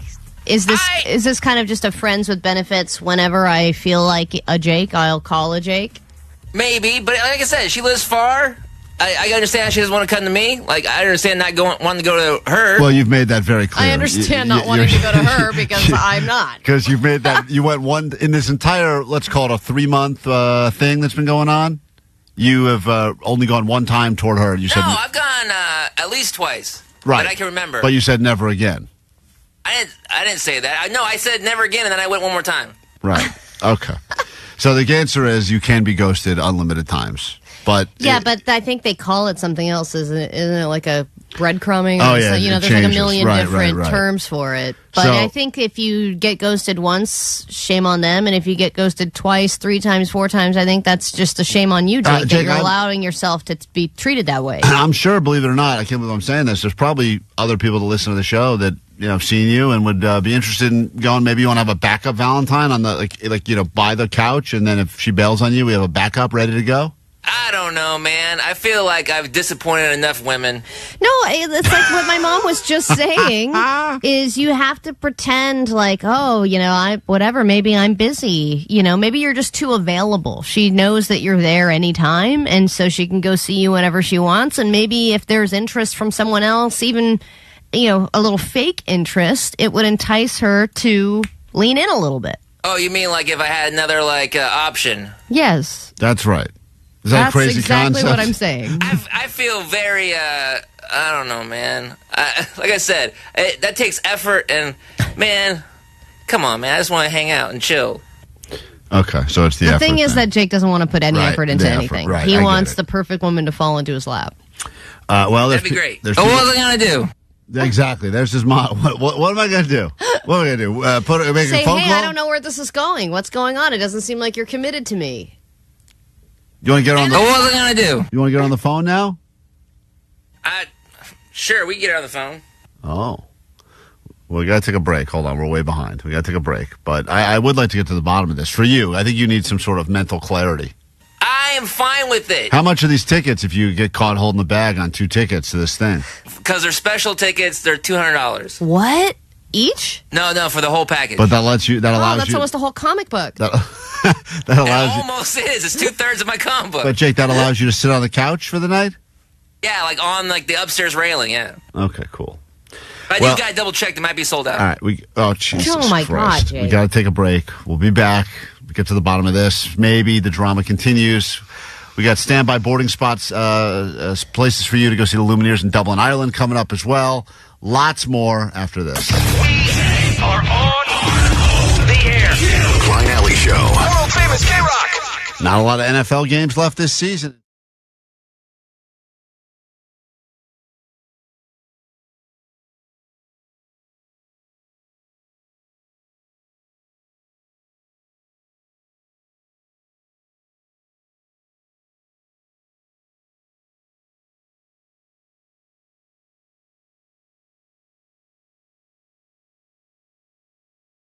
KROQ, Klein Alley Show. Let's solve a mystery. A couple days ago, a package arrived after the show. It was a giant bouquet of these live forever flowers that last for a couple of years. They're very expensive. They're sent like a giant, looks like a paint bucket. I think it's officially known as like a hat box or something. Oh. I don't know what those things are called, but fancy. And it was arrived and it was addressed to Vanessa. She doesn't want to give her last name.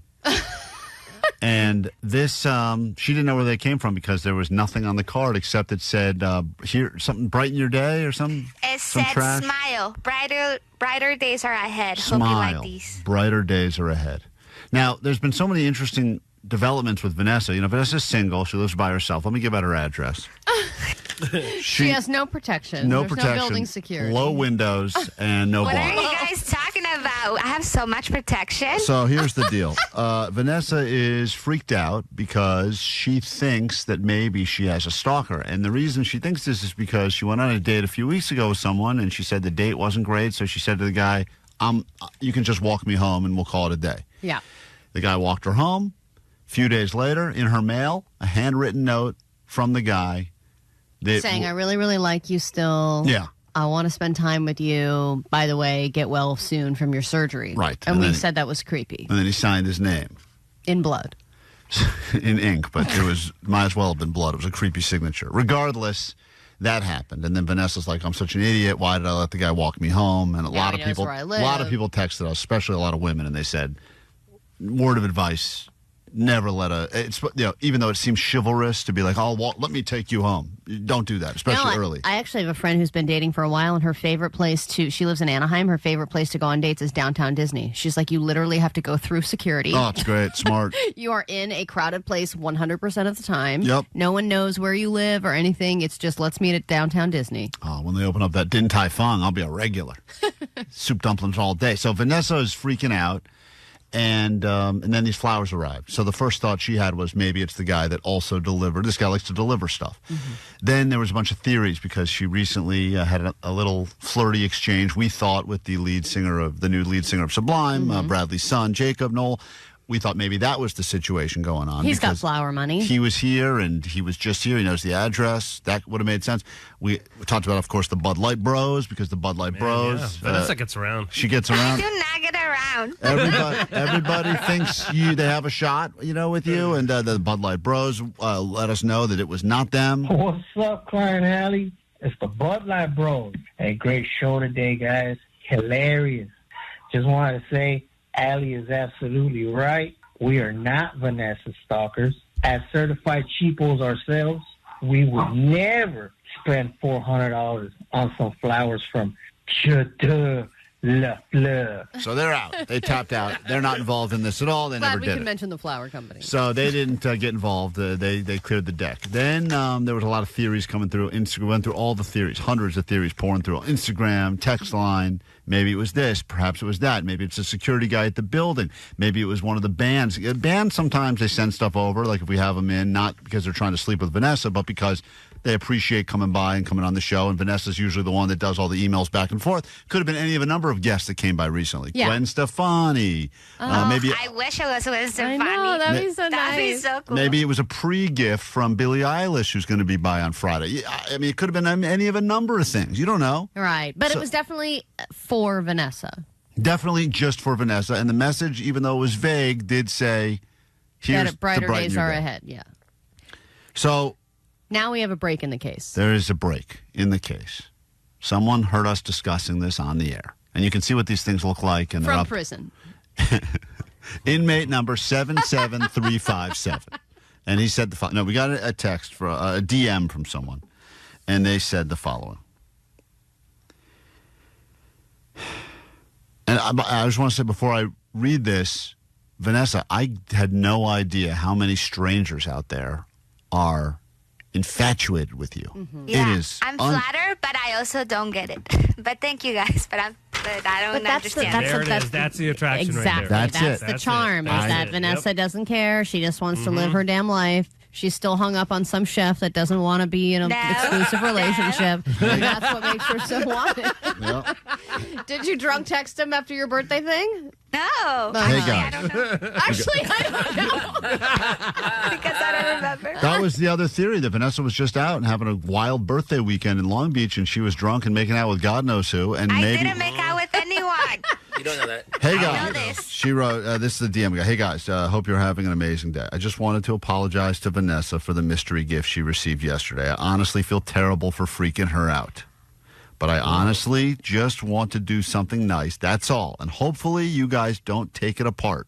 Because our theory was it was full of drugs. That was another theory. That was another great We theory. were going to rip it apart. It was very heavy. We figured it was a drug smuggling thing. Anyway, there's nothing other than that and roses, I promise. No cameras, no drugs, etc. As far as the message, I was just trying to be a nice gesture. Mm-hmm. And even though your life is great, you just never know, that's all. But again, that's creepy. sorry. What do you mean that you never know? What are you going to do? Life is short. But again, sorry, Vanessa. I did not mean to scare you. I honestly do feel bad. Probably should have signed it. But yeah, again, my bad. And this Okay. was just from a... So this is from a listener just from that a listener that- interacts with us regularly on our Instagram, but also could have... Can't you just take responsibility for the flowers? Right. Well, that's the other thing. Anyone Can't you could be take like, sorry, responsibility. I spent so much on you. Right. That's what I would do. That's a great move. You want to slide in to Vanessa. Yeah. So anyway, So that's... you're welcome, Vanessa, for the flowers. That's right. There, we decided... Happy birthday. Happy birthday. It's a show thing from all of We us. forgot your birthday and we got you these flowers. Happy bright day. Right? That makes sense now, actually. Okay. There we go, yeah. I can't believe she bought it. What a dummy. Yeah, so I think they're from a listener. Well, at least one guy took credit for them. Maybe. But now there's a different admirer. It's crazy. That's crazy. So now we got to give this guy I think her now we're address. up to 3 admirers, which So is funny. a lot. You have more admirers than the rest of the whole show combined. Exactly. Which is so frustrating. Which is the whole show combined is 0. Yeah, all we want is an admirer. We have Just 0. one. Guys, please, everyone that admires Ali, Klein, Jake, Omar, Johnny, hit them up. Because I cannot go with this attention. Don't send us flowers, though. Send us them food. flowers. Yeah, Yes, send us food. Part 2 of this is that Jake took those flowers and tried to give them to his girlfriend and hoping it would end his dry spell. We'll get to that later in the show, but it also could not have gone I worse. heard you listening to some of it and is- just shaking your head, and it it made is- me so sad. I haven't heard it yet, but it seems like you were very sad for him. Yeah, we'll get to this later today. We'll come back in a moment, take a look at what's going on in the world together, then the Freeway feud and your sold-out Billie Eilish tickets all coming up. I know you're thinking, man, those two look funny, And we agree, and so do our parents. so we need to get some plastic surgery, and the only way we can afford that is if you listen to our full radio show every day live on KROQ or download the podcast. Yeah, which is all free, so I don't really know how we're making money on that, because We're we get not. paid terribly. Yeah, it's a really bad situation, which is why she's got on no makeup, and I'm wearing a shirt that I found in Lost and Found. I am wearing makeup. You are? Yes.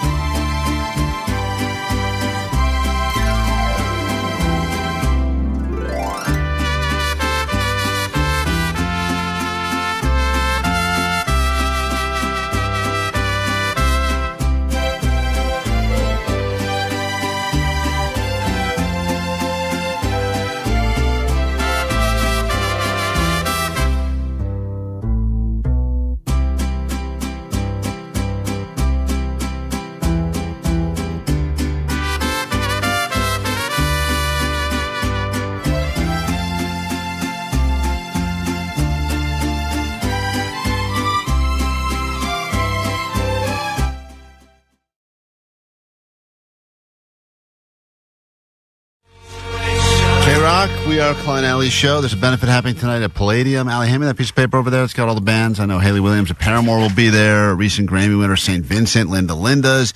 Happening tonight, Palladium. It is a benefit, an auction for LA wildfire relief, and we will get you in. First thing we do is we kick off a brand new hour of the show in about 5 minutes. Be ready to call, win those tickets, and cancel your plans for tonight because you'll be at the Hollywood Palladium for a big benefit. Lots of bands, lots of surprises. It'll be a night you'll never forget, and we will get you in exactly 5 minutes or as soon as the ADD news that starts now is done.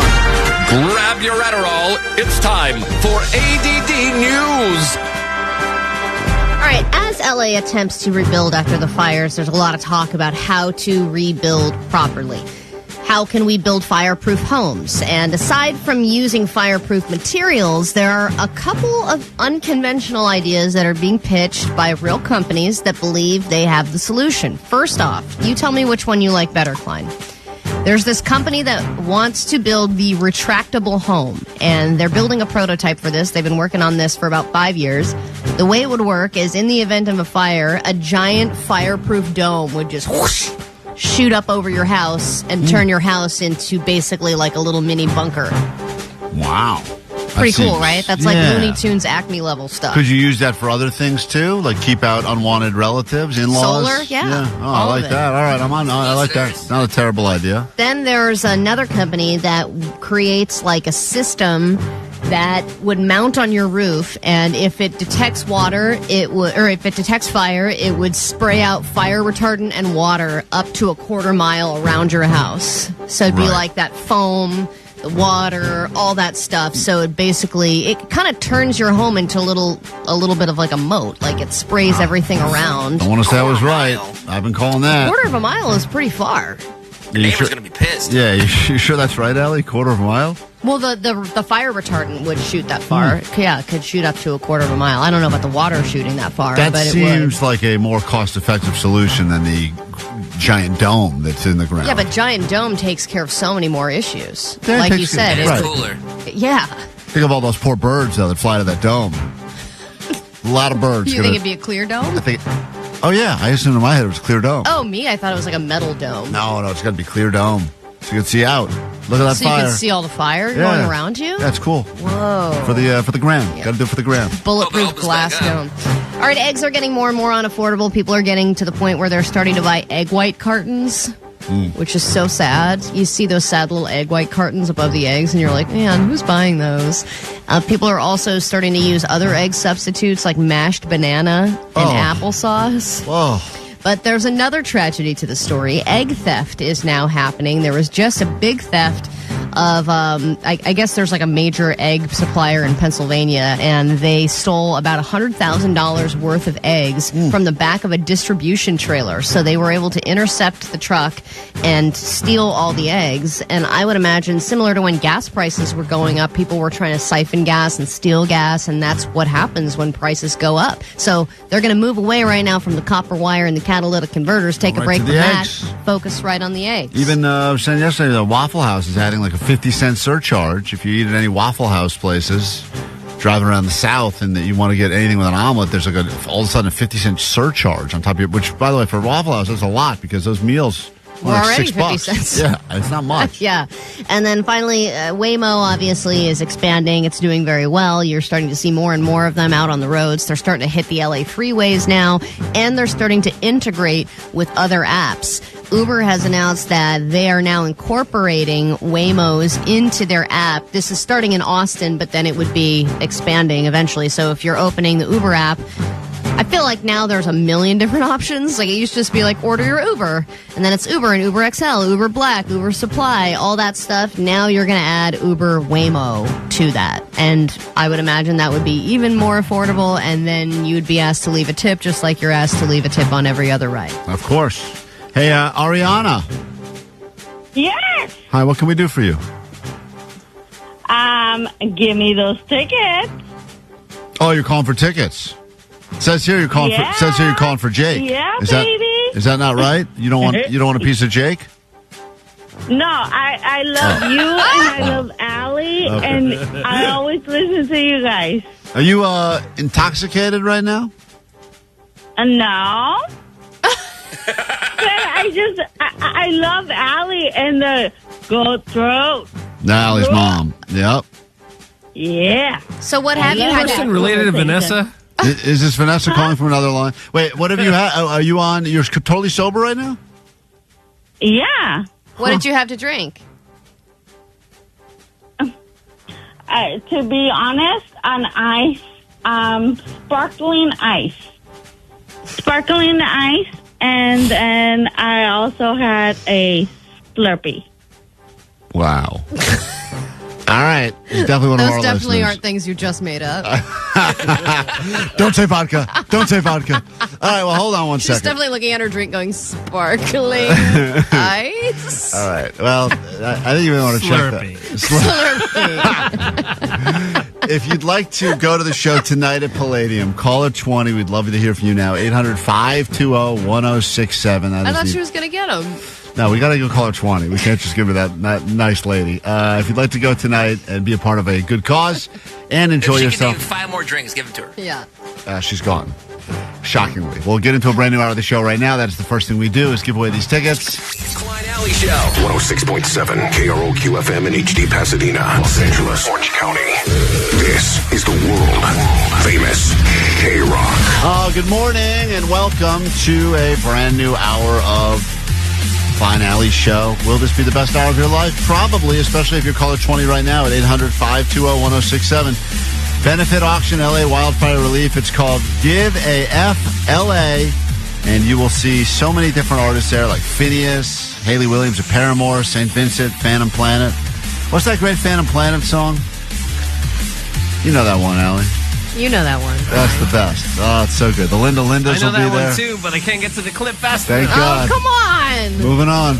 We'll send you that show tonight, and you will be there. And also, you can bid on some stuff, and money will go to a great cause. What is that song? I don't know. It's one of those earworms, though. You hear it, and you go, I'll never forget that song. Luckily, though, we don't have it right now. So, also this hour on the show, our plan is to F with fans from the Philadelphia Eagles. Oh, California. There's it is. The song. What an lovely earworm. song. That is a real song. You see, Phantom Planet probably performed that tonight, I would imagine. A theme Sounds song like you've for the been state. drinking some sparkling ice. Slurpee. kidding. Oh, California. Slurpee. Beautiful song. This hour on the show, we'll be effing with fans. We hate the Philadelphia Eagles fan base, and as a result, we'll be effing with them. We posted a couple of...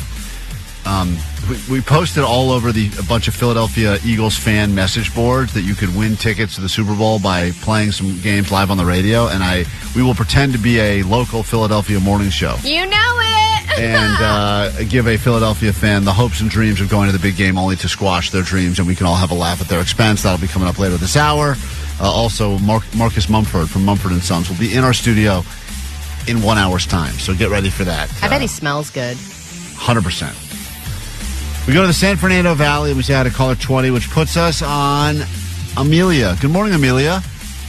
Good morning. Thank you. Sweet tips. Thank you for waking up, starting your day with us here at KROQ. Tonight, I don't know what you were planning on doing, but you'll be heading to a very cool event happening at the Hollywood Palladium, all right? Woohoo. Thank you so much. I appreciate you guys. Yep, we appreciate you. Hang tight. Get you some tickets for Give AF LA. Benefit and auction for LA wildfire relief. All right, Allie, let's go ahead and kick off the hour with this. And then we'll get into everything else that we have in store for you. If you need us, the phones are 800-520-1067. If you want to text, you can call. Text line is very funny today. Yeah. Allie and I are just reading all the texts coming through. Laughing. It's a good thing you guys aren't on the radio. We would be getting crushed by you. Very funny.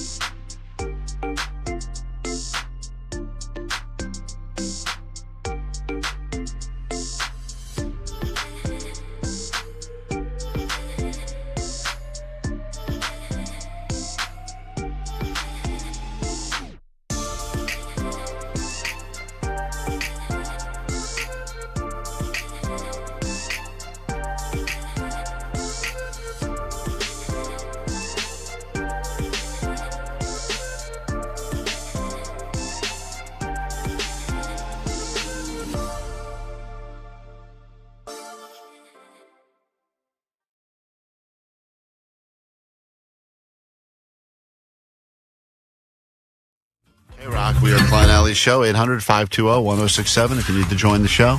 Thanks for all the interaction on the text line. You can also check us out as we're streaming on YouTube right now. If you haven't seen it yet, check it out. And please feel free to share with other people. That's the only way we grow the show. I'd like to think that the older I get, the less I embarrass myself, but it seems to be the opposite. Yeah, you are embarrassing. Generally, or do I do things that are embarrassing? Like, I know you embarrass yourself in front of groups of people by making inappropriate jokes and things like that, but I feel like I try to just fly under the radar so that I don't draw attention to myself at all. Right. That's your plan, but you're oftentimes doing things that you find out after the fact were embarrassing. Well, in this case, it happened way after the fact, but I was at the park with my kid, because what do you do on an afternoon? Free activity. Always at the damn park. I love those free activities. And, of course, when you go to the park by your place, it's always the same people. Now, I've started seeing this couple multiple times, and my kid and their kid have been playing, getting along, whatever. So then, you know, you have the obligatory parent conversation of, oh, where do you live? And how do you get over here? Blah, blah, blah. So we're sitting... That sounds like a terrible conversation. Yeah, I mean... You have that every time with them? It seems like No, it was the first couple of times we're not really talking. Then it's like you feel the need to talk a little bit more about, oh, how old and all that crap.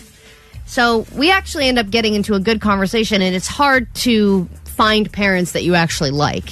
Like, what are the odds, right, that you actually get along, you have similar parenting styles, and you actually want to kind of have an ongoing conversation? There's nothing worse in the world than your kid making friends with a kid whose parents suck. Dude, seriously. And I think the more important thing is, even if your kid doesn't like the other kid, vet the parents first. You're going to have to spend a lot of time with them probably, make sure the parents you get along with, and then tell the kid that's going to be your friend. Yes. Don't let the kids pick their own friends, because you can end up with some real duds. Yeah, and then even if it's the opposite, where you like the people and then the kids don't get along. It's terrible. It's terrible, but you're like, well, just figure it out, guys.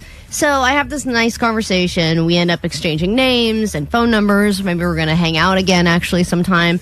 I feel good about it. I go home, and I'm telling Katie, oh, I met this really nice couple at the park. You know, we talked for a while. We exchanged numbers, and I crushed it. You know, I did a good job meeting somebody and carrying on a conversation. And she goes, hold on. You need like a pat on the back for that? Yes, because I'm not normally very good at it. Like, Katie will meet anybody anywhere, and they will end up being best friends. Mm-hmm. And they'll be like, yeah, and she told me about she's really upset that her mother just died, and that she's really not sure about her marriage. Like, it's all really deep stuff. Yeah, you're more socially awkward, and she's more like a butterfly, social butterfly. Exactly. I'll, like, make a joke and then be like, anyway, I'm going to go over to the swings now. Like, I don't really have that in me. So I felt proud of myself, and then she's like, well, is that what you were wearing at the park? And I was like, yeah, why? And she was like, well, you have a giant brown stain on the back of your ass that looks like you crapped your pants. Oh, yeah, poop bros. You and Katie. And I was like, what? Because earlier we were playing, and I sat down in like an area that had some dirt, and I did like the butt swipe, but apparently it didn't. You wiped it all over? I ended up wiping it all over, and it looked like I had crapped myself. What color were your pants? Or like, were they gray, light gray? Oh man, that was real obvious, huh? I think light gray is even worse than white. It was very obvious, and I had no idea. And then I look in the mirror, and I'm like, oh my god, I had this the entire time. And I was probably like, well, see you later, guys, and turn around, and they're like, ooh. We're going to delete Poo Pants' number stat. Yeah. Not doing a play date with that weirdo. That's so bad, because that's something you walked around with, and probably hundreds of people got a good laugh at your expense. Oh, on the way to the park, on the way back to the park, people are driving, following, and seeing the crap pants. And that's the kind of thing where a stranger really should, no one would, but should go up to you and say, hey, just so you know, because... You're an embarrassment. Yeah, you're embarrassing everyone here. No, they should say to you, hey, you probably don't know this, but you have a giant brown mess on the back of your pants. Or would you think, wow, something? that woman soiled herself. I don't want to draw attention to that. No, I don't. I mean, that's the reason no one would ever say anything to you is because I look like I've already done the fear that you would go like, yeah, I have an issue, and then they'd feel bad. So the reality is, most people, the same way they wouldn't tell you if you had food in your teeth or whatever else, they're not going to go up and say to you, you look like you've crapped yourself. Any wardrobe or malfunction like that, if someone you don't know, you just don't say anything, right? In general, I think that's the way the world would be. I mean, it's too bad that no one could. I would always love the ability to be able to anonymously text people that you don't know. Like your phone could just pick up a phone nearby and just be like, anonymous tip. Looks like you crapped yourself. I And would then you just wouldn't love even know who maybe sent it. a warning from my kid, my own child. Well, yeah, he's still doing it too. So he's like, same G's, you know. Oh my God, you kept yourself. I think everybody here knows what it means to join the Mile High Club, right? Oh my God. It's the KROQ Mile High Club. Get lucky and see your favorite KROQ bands in places all over the world. Destination 3. Pack your shillelagh, kiss the Blarney Stone, and river dance your way to the pub when you follow the end of the rainbow to a pint of tickets to see the Lumineers in Dublin.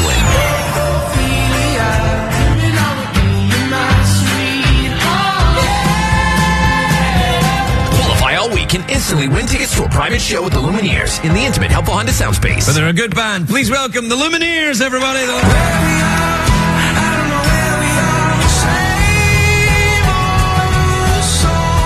You'll get on the standby boarding list to see him again in Dublin, courtesy of Dual Tone. This is Wesley from the Lumineers on the world famous KROQ. From Monster Tour Water, straight up water, nothing else. Visit monstertourwater.com to find a store near you. Are you?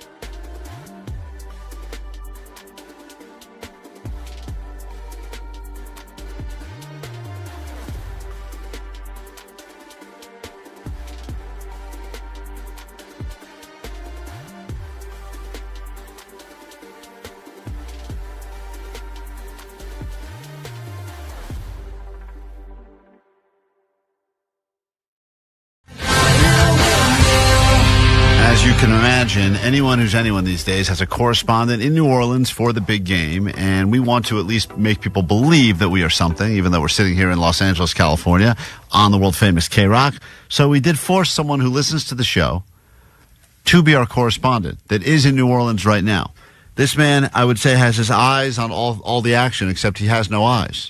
He is totally blind. Can't see the game, but he's a huge fan. He's a huge fan, not so much of this show, but of the Philadelphia Eagles. And from New Orleans right now, the Big Easy is Mr. Coma Jim. Good morning, Coma Jim. Good morning, Kevin. How are you, my friend? I'm doing great. How's the vibes right there in the Big Easy? Yo, it is insane.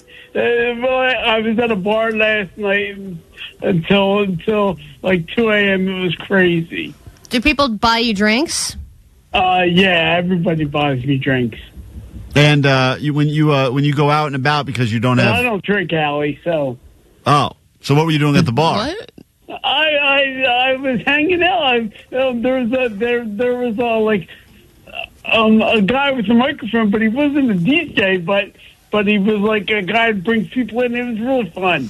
And he sang with the song, and he let me sing a song and stuff. It was awesome.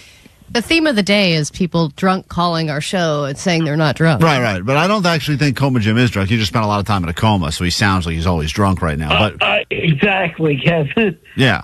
See, I got to the bottom of that mystery. Well, as our official correspondent from New Orleans for the big game, I know obviously you are an Eagles fan, clearly, so you are going to go ahead and say... Do you want to know what I'm doing tonight? What? Do you want to know what I'm doing tonight? We'd love to. I guess.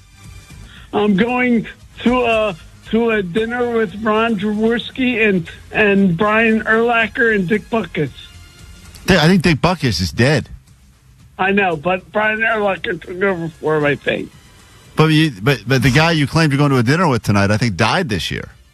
Yeah, he did. I think so too. But Ron Jaworski and Brian Urlacher are still alive, and Brian Urlacher's running it now. Oh, okay. And you were invited as a guest of honor, or? I guess. I don't know. I'm going. All right. Maybe he's the charity they're raising money for. Oh, are they raising money for you, Coma Jim? I don't think so. I don't need it, Kev. Yeah, that's right. He got a good settlement. I think he made millions. How of dollars. much money did you make? I think it was millions. Yeah. Like tens of millions? Yeah. What? Yeah. Do you have a big ass house? Yeah. What? Wait, Coma Jim, was it 20s of millions? Little higher. Whoa, what? That's crazy. Because a boat malfunctioned and hit him in the head, and as a result, the guy went into a coma. But I think it was the boat steering manufacturer got sued or whatever it was, and they had to pay out because there was a malfunction with the boat. Coma Jim, what's the coolest thing you bought since you got your settlement? Oh, I already went to a Super Bowl. Before I went to in 2004, and I went in 2017. I went to the Super Bowl. How are your seats this year at the game going to be? They're going to be awesome. Oh, really? Man, so you already got them? Yeah. It's unbelievable. This guy's living other than the obvious, he's living a good life. I mean, absolutely. But it's one of those weird things where you say to yourself, you wouldn't be living this good of a life if the terrible thing didn't happen. So the terrible thing happened. And you go, well, that sucks. But then also, he gets to go to Super Bowls now. He's going to dinner with dead people. It's the whole thing. Well, Coma Jim, it sounds like a lot of fun in New Orleans for sure. Yeah, it is, Kev. It's great. Are you going to get us some coverage? We could use a really good correspondent, and you're going to be there, right? You've got great seats. You're right in the middle of the action. What do you mean? How do I do that? Yeah, you ask him to run on the field? Oh, dude, if you could streak on the field, that's a bet I could make right now. There's always a streaker. No, I'm not streaking on the field, Cat. Sorry. Why not?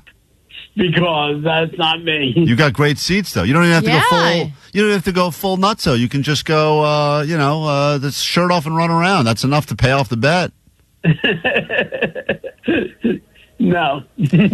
So what do you predict the final score is going to be at the Super Bowl, Here Coma we go. Jim? Coma Jim. He's a big Eagles fan. We need to point out he's not unbiased. He's very biased here. So go ahead and say what you think is going to happen. I think the Eagles defense is going to shut down Mahomes. Final score? Probably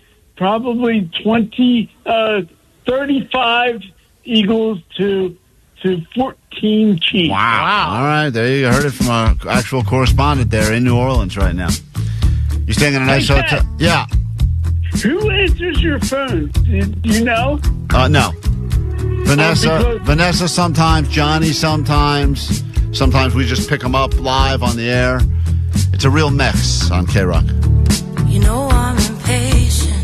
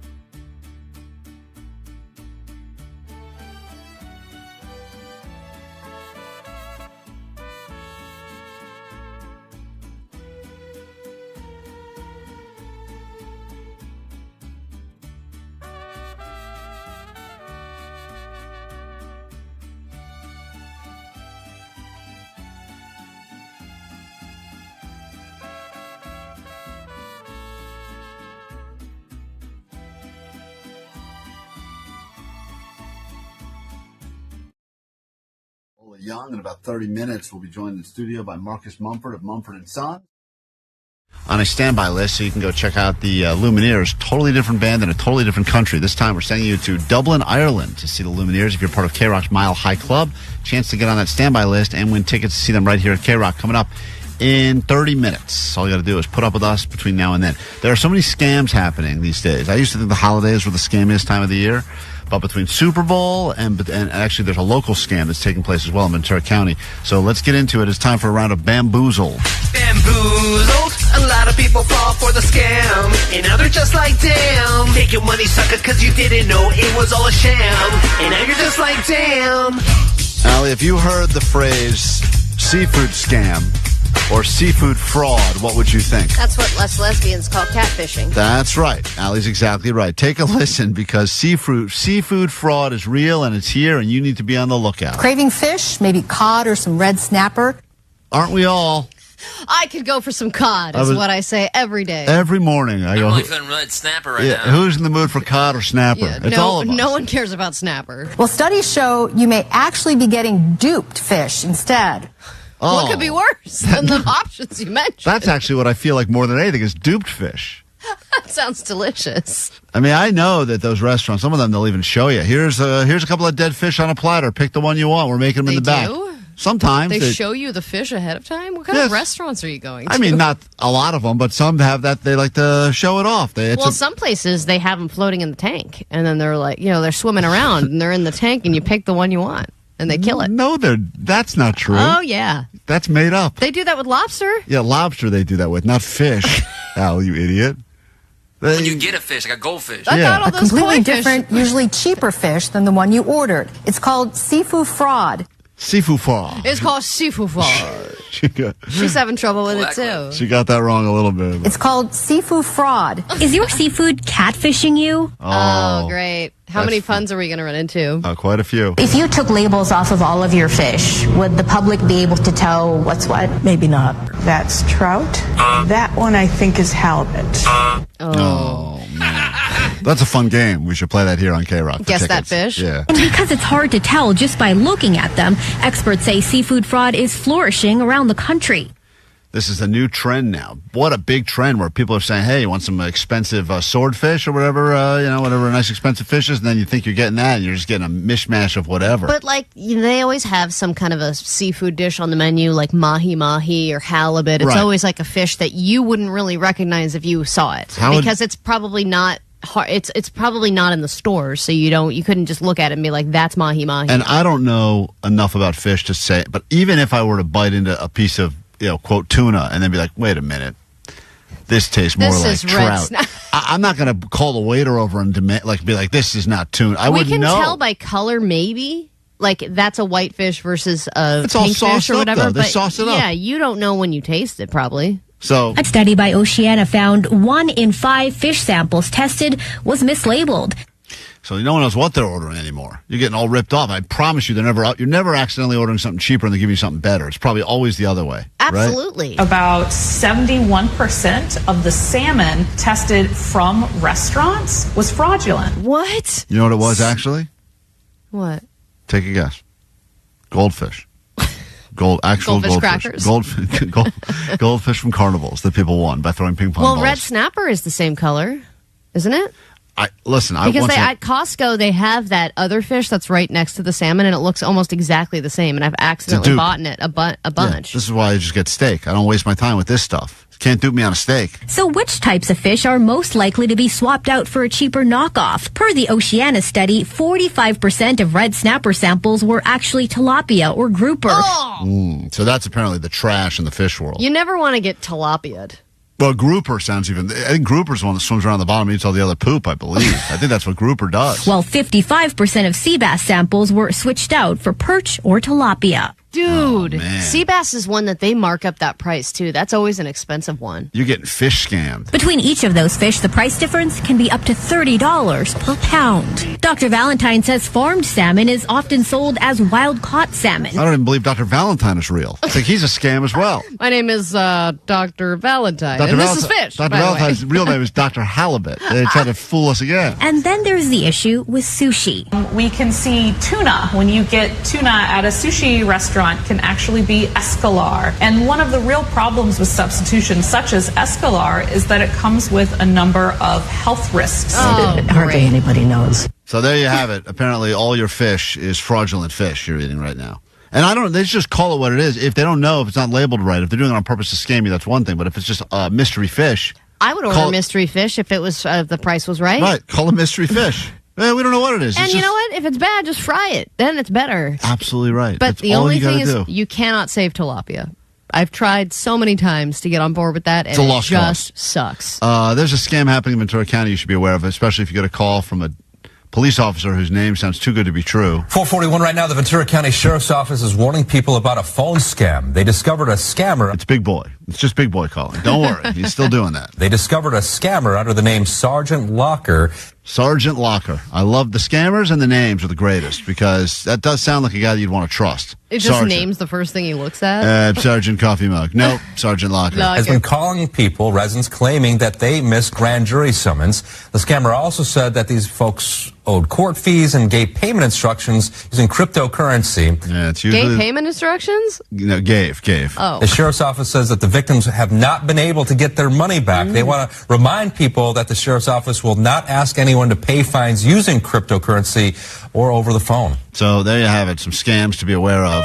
Do not accept the call and do not give Bitcoin to Sergeant Locker. And watch your fish. Watch your fish. And demand. Whatever you get, you just demand it's something else. This is this not wild caught? This tastes farm raised to me. I want my money back. We will get into... we got Smash Pumpkins now. Then we have some tickets for you. And then we get you on a standby list for some international travel. No scams, all legit, right here on the world famous KROQ.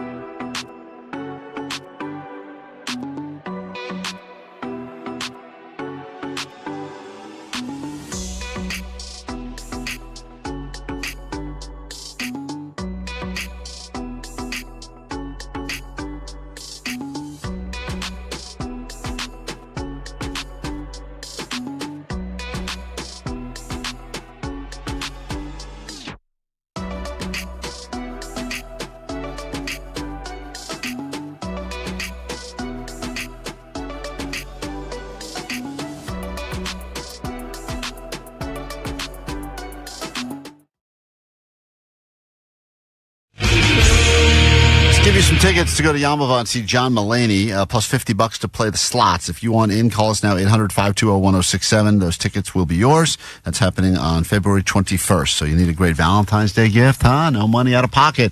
Call us now. We'll give you those tickets. The GO line is there when we're not around, Allie. That number is 844-956-GOAT. And we have a listener that needs us to clear something up because I guess he's feuding with his girlfriend or wife about something that's happened on this very show, and he wants an answer. He's asking for it. So here we go. Hey, guys. So first, I just want to say my name is Chris. I am a huge fan of the show. I listen to you guys every day. I was just hoping you guys could clear something up for me. So recently, you guys have played a couple of my messages on the air. I always get super excited, and I show my wife. She's always super unimpressed. So this guy's proud. He's like, oh, look, they played one of my calls on the radio. Check this out. And she's like, I don't care. She doesn't care. And she says, of course, they're going to play your messages. They know your voice. They know you're a big fan. I told her that the reason why you guys play my messages is not because you know my voice, but because they stick out, since a lot of people leave messages. I will be brutally honest. I don't know your voice at all. I can't even think of one of, I can't even place one of the messages that you've left. Tell your wife. So tell your wife that we don't know you, but remember you. I don't know if that's going to impress her more or less, because I guess that would mean that you win the argument, but also you lose I guess it'd be cooler if we're like, yeah, this guy's the best. Right. But you know what? There are voices, though, like Coma Jim, who we heard from earlier, that you can't forget. Recognizable voices. Yeah. I mean, many people have some very memorable voices. That just means that you sound like an everyman. And that's a good which is thing. fine. Most of the messages on the Go line are regular people. 95% of the messages are people that maybe you've never called before, just want to leave a message about something they heard. And really, to be honest, very small percentage that ever make it to the air because we can't even, we listen to them all. Jake goes through them 50 new messages a day, add that up over the course of the week, and then sometimes on the weekend there's a lot. It's hundreds. And then I tell her that I'm not someone like the Bud Light Bros or Pantyhose Greg. She's looking at me like she made a mistake. So if you guys can just clear that up and point out that it's not because you guys know my voice. Yeah, we do not know your voice. In fact, I would have never even played this message. You hadn't been complaining. Had our petty claims court couple not just canceled 2 minutes ago. we had to kill some airtime. We had to pivot a little bit. This message would have never made it to the air on a normal day. But if you're the guy that's going, hey, look, I'm no pantyhose Greg, but I'm worth something. Right. Sad. Don't worry about it. You don't need to be a pantyhose Greg. Just be you, man. But because they do stick out, the most recent message was last week about my whole system with the sweaty armpits for Jake. Anyway. I remember that call. That guy's got his own three-prong method for keeping the sweaty pits. Love you guys. Love the show. Okay, volleyball. All right, well, thank you. Yeah, the sweat thing would probably be a reason to leave you. I don't know how that woman's still with you, but thank you for calling the GOAT line, and we appreciate it. If you've never called before, that's there for you. 24/7, 365. You can call the GOAT line. Let's give away some tickets, and then we'll get to your ADD news. Then we get Marcus Mumford of Mumford & Sons stopping in the studio at 9 o'clock. I recommend you watch the stream as that happens. That'll be on KROQ's YouTube page. Hey, Naomi. Hi. We got some plans for you coming up on the 21st of February. You're caller 20. You're going to go see John Mulaney at Yamava. You're kidding. That's his job. We don't do that. That's awesome. Hold on 1 second. Those tickets are as good as yours. We'll take a quick break. We're back with your ADD news.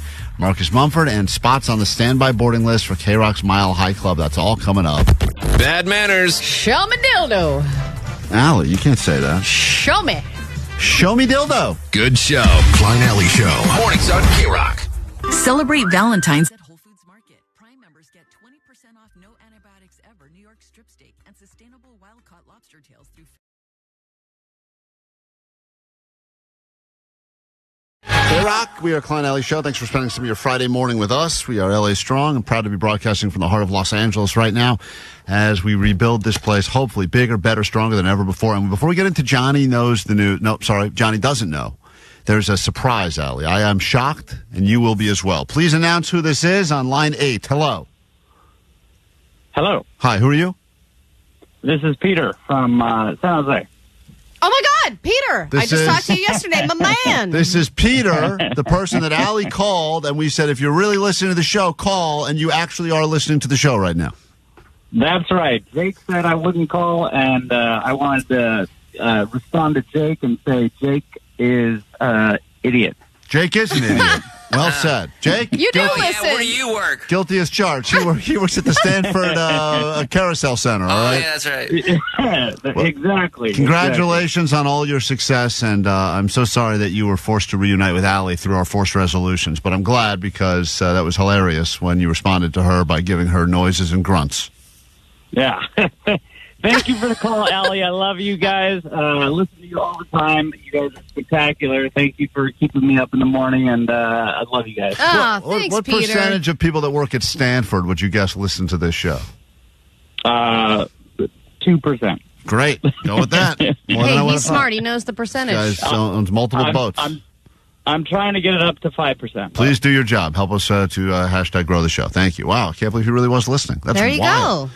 I mean, more often than not, when people say, "Oh, what care?" Oh, yeah, listen to that. I'm like, yeah, right. This guy actually was listening. Our company president said that the other day. Yeah, I know. We didn't believe him for a second. And then he said, "I love the content." I love the the head of this entire company says, "Hey, I love what you guys are doing there at KROQ." And we said, "Oh yeah, what do you like?" He goes, "The content." It's the biggest lie ever. All right, and he really listens. It's time Thanks, Peter. for Johnny Doesn't Know, talking about presidential inaugurations. Here we go. Johnny doesn't know. Big doo-doo. Oh, Johnny doesn't know. Why are you laughing? Johnny doesn't know. Johnny doesn't know. I'm not a soccer guy. Johnny doesn't know. Global soccer tournament that takes place. In America or like in the world? Global! Never heard of it? Not Olympics related. Goddamn, he is. Good thing he's good looking, right? Johnny doesn't know time on KROQ. Talking about the presidential inauguration happening next week. Johnny, welcome to the KROQ studios. Good to see you, good sir. Good to see you, good sir. Good madam. Ready? Good madam. Good madam. Whatever they say to ladies. We haven't had a woman president yet, so I think that's what they'd say. Lady madam. Madam. Madam, yeah, that's the one. Yeah. Lady madam. Madam abomination. All right, here's what happens. If you've never played this before or listened to it before, going to ask Johnny some very simple questions. Not simple. All you have to do is predict whether or not he will know or not know. And we theme it each and every week. And this week, it's Johnny Doesn't Know presidential inaugurations. Mm-hmm. Let's say hi to Michelle in Buena Park. Good morning and welcome to Johnny Doesn't Know. How you doing? Good. Sweet divots. Sweet dip. Sweet divots. Johnny, here's your first question. The presidential inauguration happens in Washington, D.C. What does D.C. stand for? Will Johnny know this, yes or no?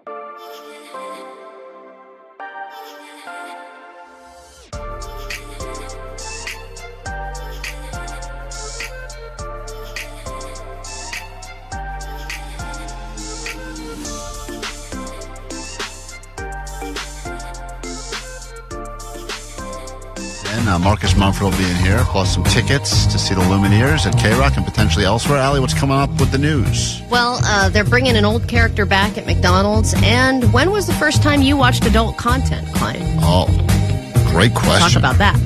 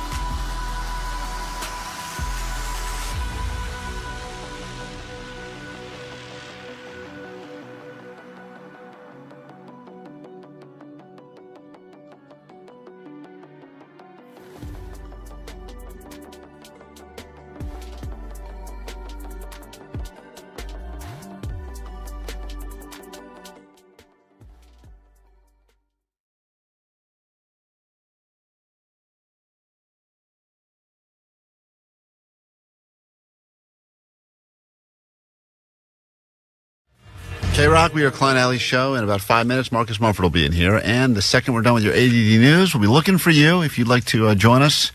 I guess you could join us if you bring us with you as your plus one. You'll be winning a trip to go to Dublin, Ireland to see the Lumineers, plus tickets to see them right here at KROQ's helpful Honda Sound Space. That'll be happening the second you're done learning about the world. And here she is to break it down. Grab your Adderall. It's time for ADD News. Super Bowl ticket sales are down. Last year, they were over $7,000 a ticket. Now they're hovering just over $3,000, which proves that the Chiefs' fatigue is real. Things are also already getting political for the game. This will be the first time since February 2021 that end racism will not be included as a message in the back of the Super Bowl end zone. And the NFL is one of many companies that have been rolling back their focus on diversity because of the results of the election. But once you add end racism, kind of weird to remove end racism. Kind of insinuates you no longer want to end racism. Or we ended it. Or that we ended it, exactly. Like, it's more of a message to remove it. They should have just compromised and removed the word end. Guys, racism. Racism in the end zone. Yeah, it's very strange that it became such a big deal. But yeah, there was they pulled it out, and also this is the It's still first. on the back of people's helmets too, isn't it? Yeah, well, it was. I don't know if it'll be for the Super Bowl, but this is also the first Super Bowl that because I think Trump is going to the game. He's going to be sitting in the stands at the game, which I don't think has ever happened with a sitting president before. So they're like, what do we do? What do we do to host? Excuse me, I'm racist. That's what they're putting in the end zone now. That was it. Excuse me, comma. I'm racist. That was his request. It'll look great with the Super Bowl celebrations happening right over those words. Also, Kendrick Lamar is getting ready for his big halftime show. Obviously, he's a huge Grammy winner this year, and Usher had some words for him and said, savor the moment. You end up spending all your focus trying to build the perfect show, and then while it's happening, you don't even, it's like your wedding, right? You're building all this, you're planning and doing all this stuff to make it the perfect day, the perfect show, and then while it's happening, you're like not even realizing, oh crap, this is happening right now. I'm actually doing a Super Bowl halftime performance. There is this weirdness, though, that happens where it seems like, even though you're always going to have people that go, that show was great, that show was crappy, there is universally a feeling as the halftime show is going on where people either go, man, this is a winner or this is a dud. And people usually make that decision pretty quickly. Within the first, 3 minutes. Yeah, so I think you just don't want to go in the record books as being a dud of a halftime show. I think, though, that with Kendrick Lamar, he was somebody that I saw perform before I really knew him, and his performance really got me into his music. Mm-hmm. So I would imagine that anybody who's not familiar with him would be able to kind of feel the impact of how he performs, and I think it would only do him favors. All right, how old were you when you watched your first piece of adult content, Klein? You're talking about through squiggly lines? Yeah, sure. First time you found it. I mean, probably 6th grade, maybe 5th. Interesting. I think I had a friend who had an older brother that I thought we were doing a Mad Magazine swap, and then the guys thought I was looking for something harder, and he gave me the harder thing. I was like, this is so much better than Spy vs. Spy, and I took it. And I never turned back. And I think that it may have even been younger, to be honest. Interesting. So, obviously, I think you're right. I think most people find it when they're probably 13, 14, somewhere in that area. And for many, it's before high school. And by that time, by high school, you've already figured out what sex is, why porn exists, etc. And it's easier than ever to get adult content, and it's free. So if we're already doing it, why not teach the children about it? A move by Portage Public Schools has some parents confused and outraged. The district is considering moving a lesson about the dangers of pornography to the 6th grade level. Right now, that same lesson is being taught to students in high school. District leaders say educating students at a younger age on this topic can have a much greater impact. The goal of that lesson is to talk about what is a healthy relationship and give students some information about what they see and what you do when you see it. Wow. I think it's very clear what you do when you see it. Oh, I know. Ooh, or harder, or I'll teach the lesson. But if it's let's not sugarcoat it, you're all probably looking at it before high school age, it's right? definitely been moving down just because it's so accessible now. Yeah. You used to have to know an uncle or an older brother or something. Now it's just anyone figure it out. And also with doing adult things online, because I remember when I was younger, it was AIM, it was AOL Instant Messenger, and it was like, wow, you can have cyber sex with people. Yeah. And I was definitely in 6th grade when we were having cyber sex with random people online, which is highly inappropriate. Yep. But I didn't know any of that. I didn't know anything about any of that stuff. And maybe if they did teach you younger, I would. The fear they always I guess have. what would change? With, I don't know. With teaching younger, Yeah, you would do the same thing. I would do Right, the exact same thing, The- and then laugh about what I learned in class. the fear the fear that the schools have about teaching younger is for the 17 kids that already know about it. There's like 2 kids that were unaware. They're like, what? There's a what? What did you say?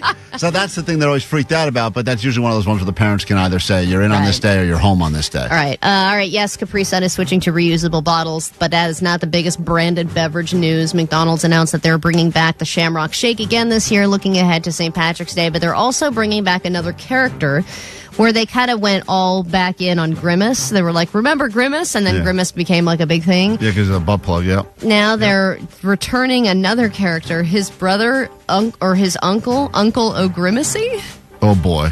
He's definitely on a watch list. And they think that's going to boost traffic to its restaurant and lift sales. You know why? Because he's the guy for the Shamrock Shake. He's the mascot of the Shamrock Shake. I had no idea this character existed. Right, I know. But he's basically like a green butt plug with a vest on. Yeah, he's cool. Fancy. Klein needs both tonight. I need them both. You better believe it. You need some Uncle O'Grimacy up your arse. Let's get into a brand new hour of the show right now. I think this actually will be the greatest hour of your life for multiple reasons. We start by giving you tickets. If you want them, be caller 20 right now, 800-520-1067.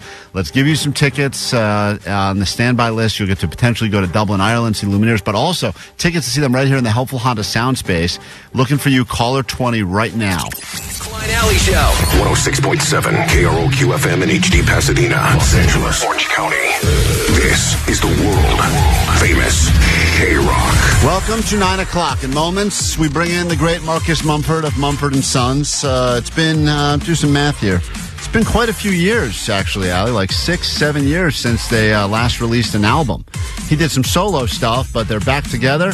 The band's back together, and we're going to hear all about what they have in store for you. A lot of questions. You know, Marcus is a fascinating guy to me for so many reasons, because he was born here in Anaheim, but then at a very young age moved to England. So I wonder if he considers himself a Californian or a Brit. I would think that you can play either side. When you can play both.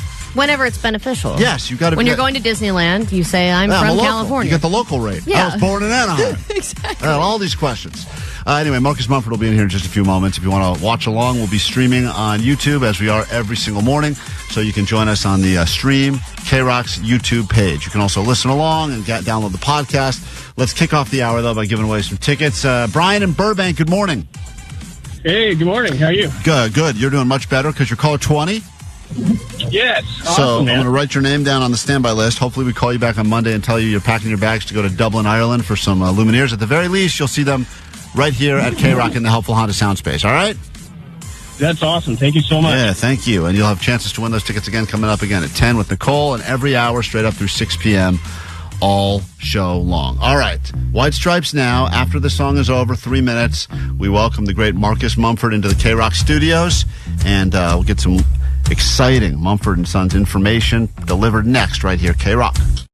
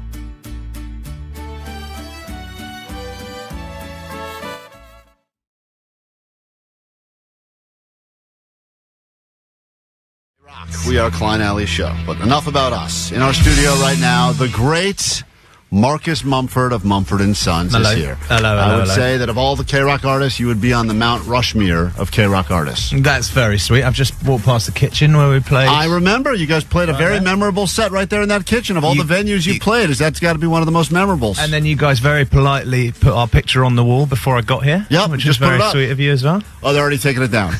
They just put the offspring back up. There you go. Yeah, Kurt Cobain's coming in soon. That's why that picture's up.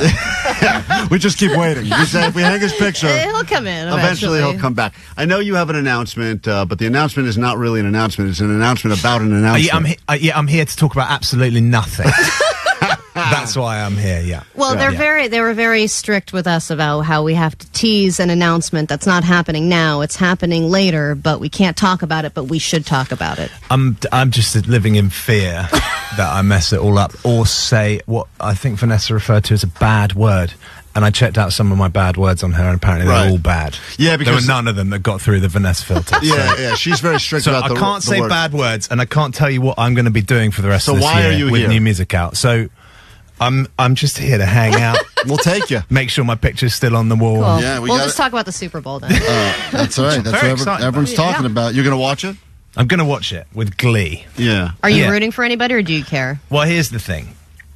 I think circa 1990, whatever it was, if you're a neutral and you're watching that Jordan team the first time with the three-peat, you probably want to see history made, right? So I suppose I'm supporting the Chiefs, but that make me very unpopular with some of my greatest friends in Philadelphia. So yeah. Except their fan base is a terrible fan base. But those aren't your words; those are my words. But we were talking about this earlier. It's interesting because you were born right here in Southern California. Yes, I think you referred to me as playing both sides. Yeah, you could. You could play. Yeah, because you could play both sides. And I wonder is it ever useful to you to be the Californian or as opposed to the fine, upstanding British gentleman? I whip it out. You do every now and then. Yeah, it's like a little trump card. Right. Well, that's probably the wrong word, actually. I sang California with Joni Mitchell at the Hollywood Bowl, and at that moment, I was very much from California. Right. And then when we're discussing political issues at home in the UK, I'm very much not an American. Right, anymore. got it. So you can play both sides. I'm a dual citizen, so I feel like a spy at the airport because I've got 2 passports, and I'm very proud of that, actually. I really am. I know that one of the things we can talk about is, and we're going to listen to Rushmore in a second, it's your single that's doing very well right now, but also the name of the album that'll be out on March 28th. First album you guys have put out in, I think, 7 years as a band. You did some solo stuff. Did you miss doing the collaborative thing? Yes. Very much with all my heart. Yeah, right. I was longing to get back, and it actually started for us 2 years ago in Los Angeles. I was living here, and Ted and Ben both came out, and we just started by playing some instruments together in the room, and then these songs started coming. So was there a plan then to create a new album, or that just started happening? It was like, let's just see how it feels. This is a choice. It's not, we don't have to do this. No one's forcing us to do this. Let's do it if it feels right. And these songs just started pouring out of us. And it's been 2 years. It's been the most prolific 2 years of my life. So then how was it then just doing your own solo thing? Did it feel a little lonely because you're so used to working with these guys? I was surrounded by really wonderful collaborators, people like Phoebe Bridgers and Monica Martin, Danielle Ponder, Blake Mills, all these cats that I really admire that I wanted to work with and haven't been able to, in the band setting because you can't work with everyone. So I got to, enjoy leaning into some of those collaborations. I was surrounded by people, but I really missed the band, and everyone wanted to come back and just see what it felt like. Ted and Ben and I just in a room together, see what it felt like, and it felt great.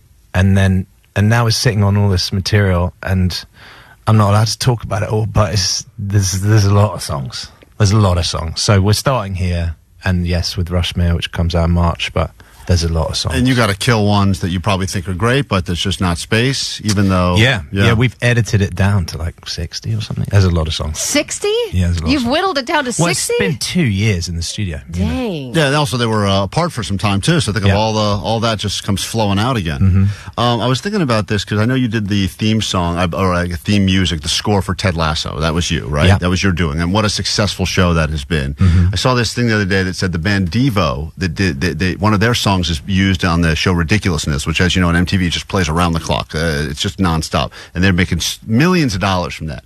When you provide a theme song for a show and it becomes a very successful show, that's got to feel so much better than if your music gets put on a show that's canceled after 2 episodes. Yeah, I think so. Although, because of the format that show's watched, most people just know the drum fill. They go, digga, digga, dig, yeah! And then it's skip intro. Right, I'll skip it. Yeah, so they just hear the digga, digga, yeah! So you get paid for the first 3 seconds there. Yeah, no, not at all, really. But yeah, and I think it was when they won a bunch of Emmys, it was just that drum fill on that first note. And then they cut it. So when you watch Ted Lasso, I'm sure you do. Do you skip intro, or do you sit through your song? I've never watched it because I watched it because I scored the first two seasons, so I watched it a lot. That it took me a lot of time and energy. Marcus, you have a couple Grammys under your belt. Your beautiful wife Carrie Mulligan also has an Oscar. She doesn't yet, actually. She hasn't gotten it yet? It's a source of real contention, actually. Yeah, no. Thanks for bringing that up, disappointment. No, I thought she won an Oscar last year. No, she's been nominated 3 times for Best Actress. She didn't win for Maestro? She did not, but this is the thing about that's why a nomination is like a win, because no one really remembers. Okay, but she has many awards, and so do you, is my point. And do you have an awards room? Do you have a place where you put them all, or are they just in a bathroom? That's exactly where they are. Yeah, they're in our downstairs loo. So do you have a competition that I have more awards than you, Carrie?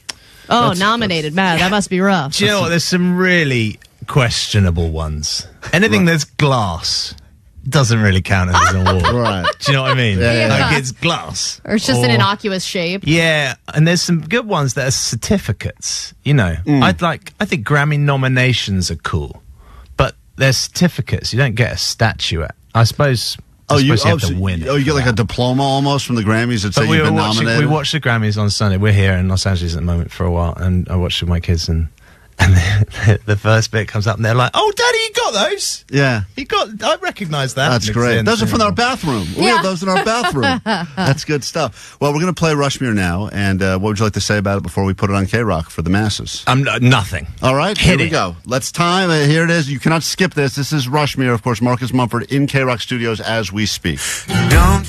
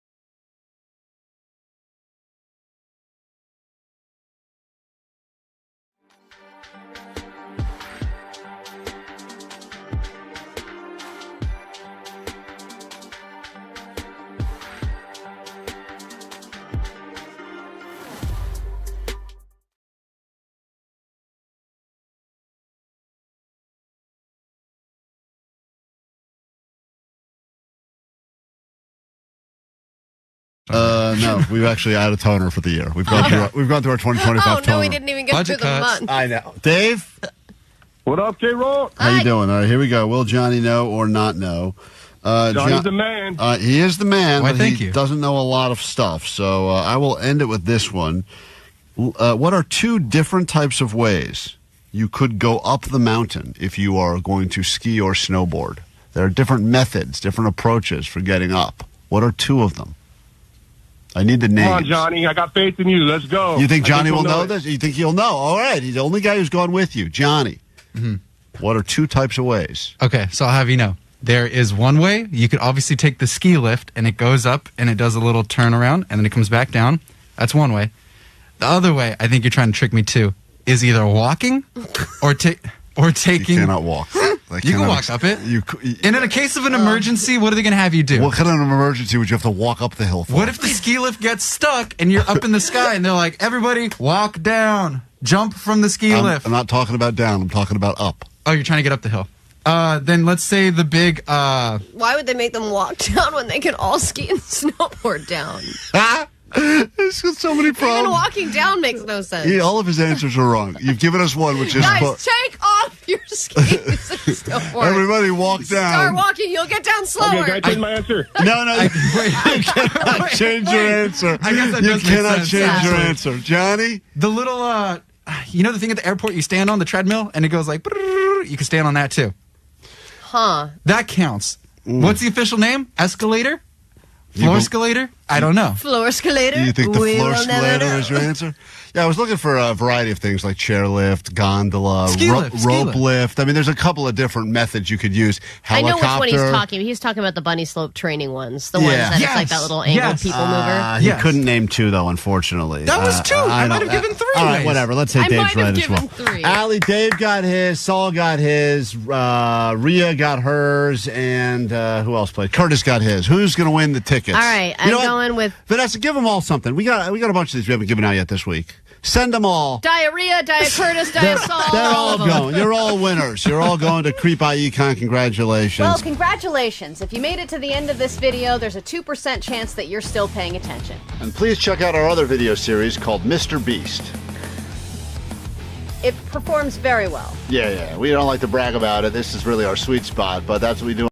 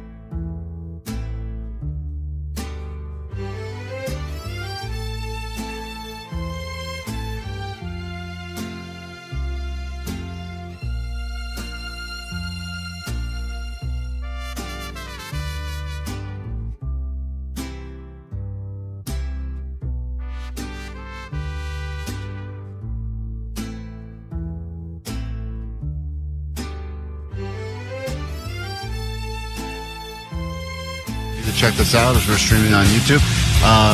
Another announcement that will be dropped tomorrow that I think you'll all like, involving Mumford and Sons. So if you are in a relationship now, there's a question that everyone has to ask around this time of year, especially if you don't think the relationship is going great. Do you break up pre-Valentine's or do you do post? And some people that are saying you got to break up pre-Valentine's don't want to get too close to Valentine's because then there's a plan or a reservation or something's been purchased. So they kind of try to do it even before this weekend starts. Why would Give you them a buffer.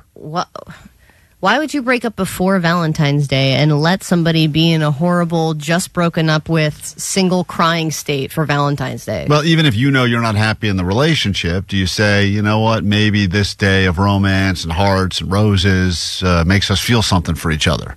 Because apparently there's a lot of breaking up. You know, they spike different times of the year, breakup spike. And apparently it's the week leading up to Valentine's Day or the weekend before. Yes, because the people don't want to spend the money.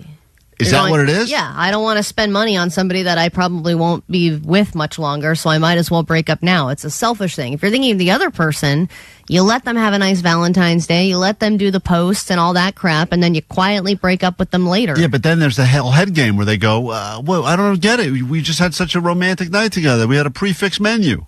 And then you're like, yeah, sorry. I know, and I wasted a bunch of money on it. Just say that.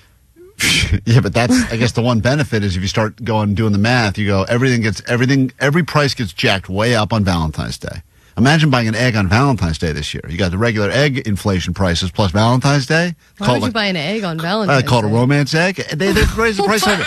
They raise the price on everything. Allie, they're raising romance egg. Romance egg. I got you a romance egg. What better gift to give someone on Valentine's Day than a dozen eggs? That really shows you care because that's like $8 now. Probably more expensive than a dozen roses. So the question is, because this is the argument, is people go, do you let it string out through so you don't come across like a dick? Because I think that's a dick. I think you're right. It does come across like a dick move if all of a sudden... To break up with someone right before Valentine's Day? Yeah, that's a total dick move. But is it more of a dick move than someone who goes, they broke up with me 2 days after Valentine's Day, after we spent like a romantic night together? No, look, Valentine's Day's on a Friday. Let it ride out the weekend. And then Monday morning? And then Monday morning, boom. But Send a Zoom link. That's Zoom link. Hey, thanks for joining me. I just wanted to let you know that it's just do that the Elon Musk way. Hey, by the way, you're all fired. See ya. But if you already know that you feel that way, if there's no possible chance that the relationship can get healed, or like you got to go through basically playing a fake role for another week and a half, 2 weeks. Well, you know what you could do is on the Valentine's Day dinner, start being really annoying.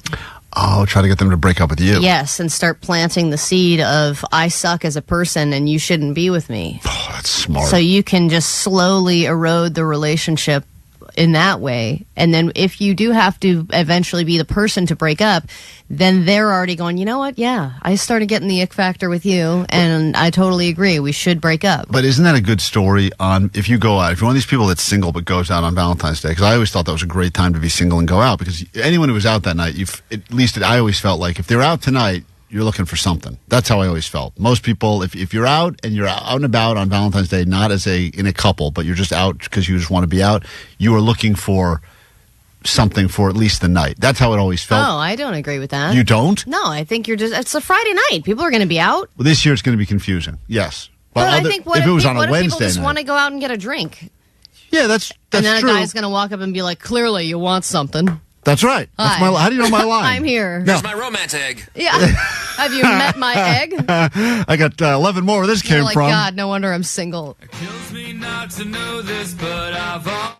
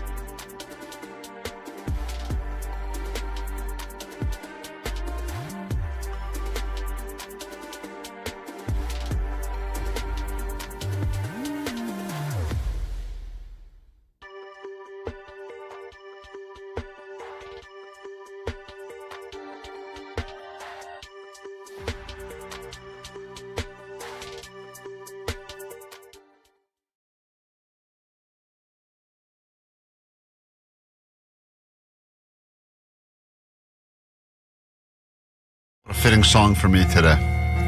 In the end, KROQ, Klein Alley Show. Wendy, what's going on? What can we do for you? Hello. Hey, I was just thinking, if y'all rent a little RV, you'd have a bathroom for the ride to the doctor, and then they could talk to you afterwards. You could put the whole group in the back. You guys want to get an RV together and drive me to the big exciting... Let's do it. I don't want to be anywhere near that splatter zone. All right, thank you, Omar. Thank you, Wendy. Good idea. Yeah, tomorrow. By the way, no one's talking about the fact I'm getting an endoscopy. Everyone's just focusing on the butt part. I'm getting a camera. The endoscopy suck too. I'm getting a camera in my mouth as well. Thank you very much. So remember, they're looking at both parts of me to see what's wrong. That part's cool though, because you feel like you're in the Matrix. There was like, oh God, it feels this like weird thing in your mouth that keeps your mouth open. Yeah. Oh man, I should talk to Allie's mom about that. I don't want that thing in my mouth You're at all. going to be the new throat coat. Take that picture. Kevin Klein is the throat goat. Anyway, thank does you. wonders with his mouth. Thank you for all the wonderful support today. The plan is tomorrow I'm here in the studio. We'll see what happens. Everyone's really talking me out of it, trying to talk me out of it. You're getting so nervous about it. Yeah, I am now because the peer pressure has been growing throughout the entire show, and everyone says, "Dude, no peer pressure, just facts, man." The doctor said you need to stay home because there's going to be poop everywhere. I don't want to be sitting here in a room with you knowing that you might crap yourself at any minute. And I'll wear rock pants. That's kind of fun. I'm going to wear rock pants tomorrow. It's just like liquid. I think it'll be fine. If we bring in some diapers, it'll be maybe. fine. It'll be fine. It'll be like a slug trail. No, it'll be fine. Allie, do you still have some adult diapers from the marathon run you did? You know, I think I donated them to the fire victims, Omar. Okay. We'll take them back. What a donation that is. For fire victims. You lost your house, but here's some diapers. Adult Allie diapers didn't already wear. open bag. All right, takeaways from today's show. Then we'll do it again tomorrow. Tomorrow we got all sorts of stuff to give you as well. Continue to get you on the standby boarding list. You'll have another chance with Nicole Alvarez starting in about 20 minutes here on KROQ. And, hopefully we're all together in the studio doing another show tomorrow. That is the goal. That is the plan. And let's make it happen. Thank you in advance for your support. All right. Takeaways today's show. What do we got? 818, my takeaway is sparkling ice is another name for vodka. Man, that woman was hammered. 213, my takeaway is don't let kids pick their own friends. Never. 626, my takeaway is Klein is going to need that old grimacy. Thank you, Uncle Grimacy. I'm ready for you. Let's see. 909, my takeaway is Ashley's mom has got it going on. Yep.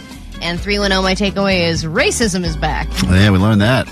Hey, congratulations and to Allie's mom for joining us today, and thank you. The throat goat was on the air earlier. If you missed it, check out the podcast. Marcus Mumford, thank you for joining us of Mumford and Sons. There'll be a big announcement coming up soon. Tomorrow? 7 a.m. tomorrow will be the big announcement. And it will involve more Mumford and Sons, so get ready for that. All right, what's your takeaway, Jake the Nerd? Allie keeps bringing the bears. Yeah, the bears keep coming because she keeps coming to work all month long. Omar got a takeaway? Yeah, my takeaway is that Allie pooped her pants, and now Klein's going to poop his. All right, well, that's not a fact. And I didn't poop my pants. And it I don't just plan. looked like I did. I don't plan on it either. Allie, takeaway? My takeaway is don't be a Ralph. Don't be a Ralph. Definitely don't be a Ralph. If you need us, in the meantime, Goat Line's open for you now, 844-956-GOAT. Appreciate the calls.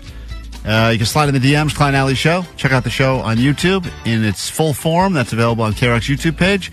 Or you can just yell at us as we walk around the Mid-Wilshire area and exit the studios. Have a great day. Do it tomorrow. Try to do it better. I think we're going to do a bonus pod today, so get ready for some Klein Alley Shover time. Uncensored, totally raw fun with lots and lots of swearing, and that'll be dropping soon when you get your podcast. All right, bye. That's it. Bye.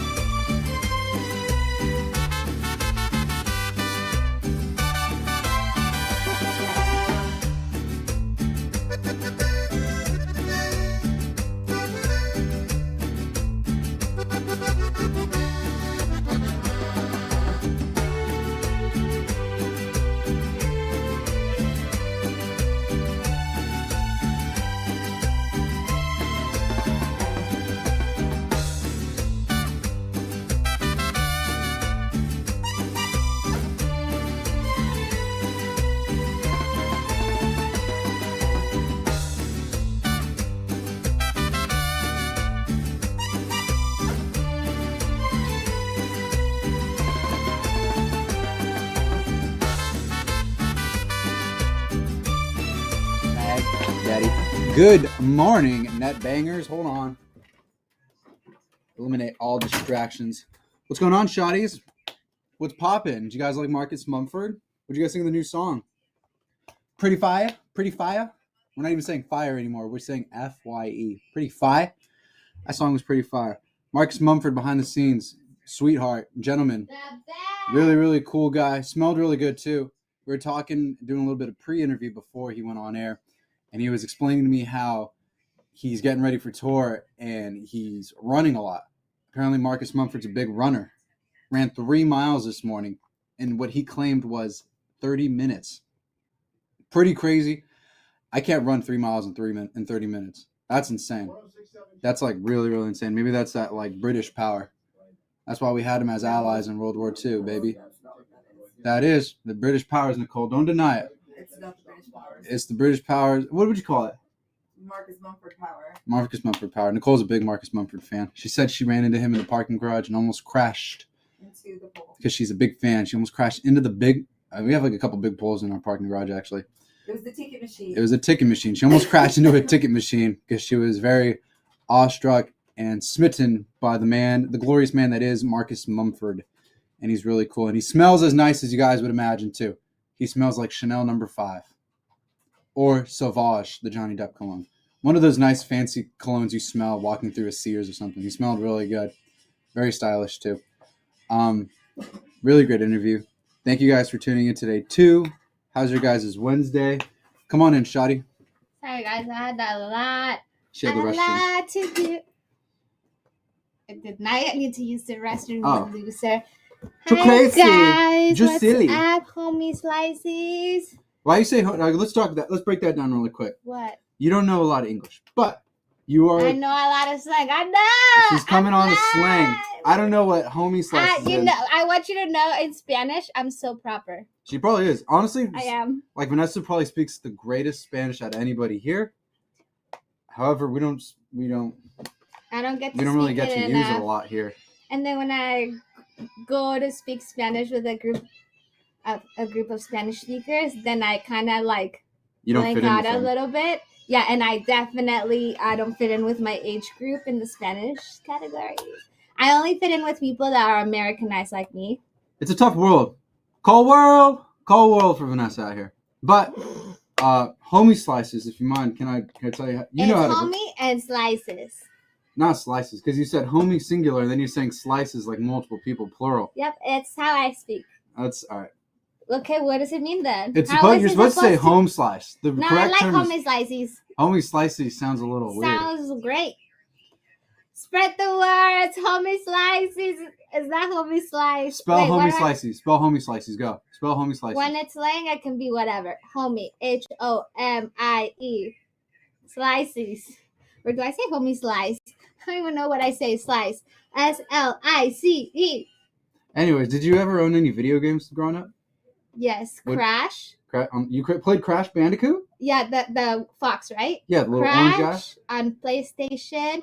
Pac-Man. And What else you play? You have a Nintendo Wii? I Wii know Sports? we had a PlayStation. Really? Yeah, my cousins had the Nintendo. That's when we were playing Mario Bros. Nintendo was fun. Nintendo was the shit. And my brother had the Tony Hawk game because he was a skateboarder dude. Your brother had the greatest video game of all the time? skateboarding Dude, games. any chance to talk about Tony Hawk's Pro Skater? I will gladly have that conversation. Yeah. I love Tony Hawk's Pro Skater and GTA San Andreas. To be honest, when I tried to play it, I could never play. I was like, I don't get it. It's I tough. just need a simple card game and Pac-Man. Racing games are fun. Have you ever played Grand Theft Auto? I also don't understand that game. Like, you're just walking around and creating chaos. You gotta walk around and kill And people. create chaos. Yeah, you gotta walk around and kill people and hijack cars. This is like stuff you couldn't do in real life. That's what makes it so fun. It's the Guys, greatest. we need peace in this world. And first, we shouldn't bully. We shouldn't... We gotta bring back bullying, actually. I No, think. let's not. It actually hurts. It hurt? Who's hurting you? What's the okay, let me I ask. see some comments. Yesterday, I saw this one comment in a video, and I immediately voice messaged my friend. I was like, they think that I don't read the comments, but Let's talk about They started that. off nice and then they went mean, and I was like, I totally get it. I totally understand when celebrities are like, oh, there's so mean to me in the comments. It gets to me. One time, this girl in the DM said this one thing about me, and then I was like, new insecurity unlocked. Thank you very much. Did I say anything? No, but I kept it to myself. But now it's an insecurity that I didn't think about. Hold on. Let's pause. It's You're running on like too many things. Hold on, wait. Let me touch back really quick on what you said. The amount, so when you do read stuff, first of all, we read them because hold on. You read stuff. You read comments and DMs sometimes. Yeah, because we have to. Okay.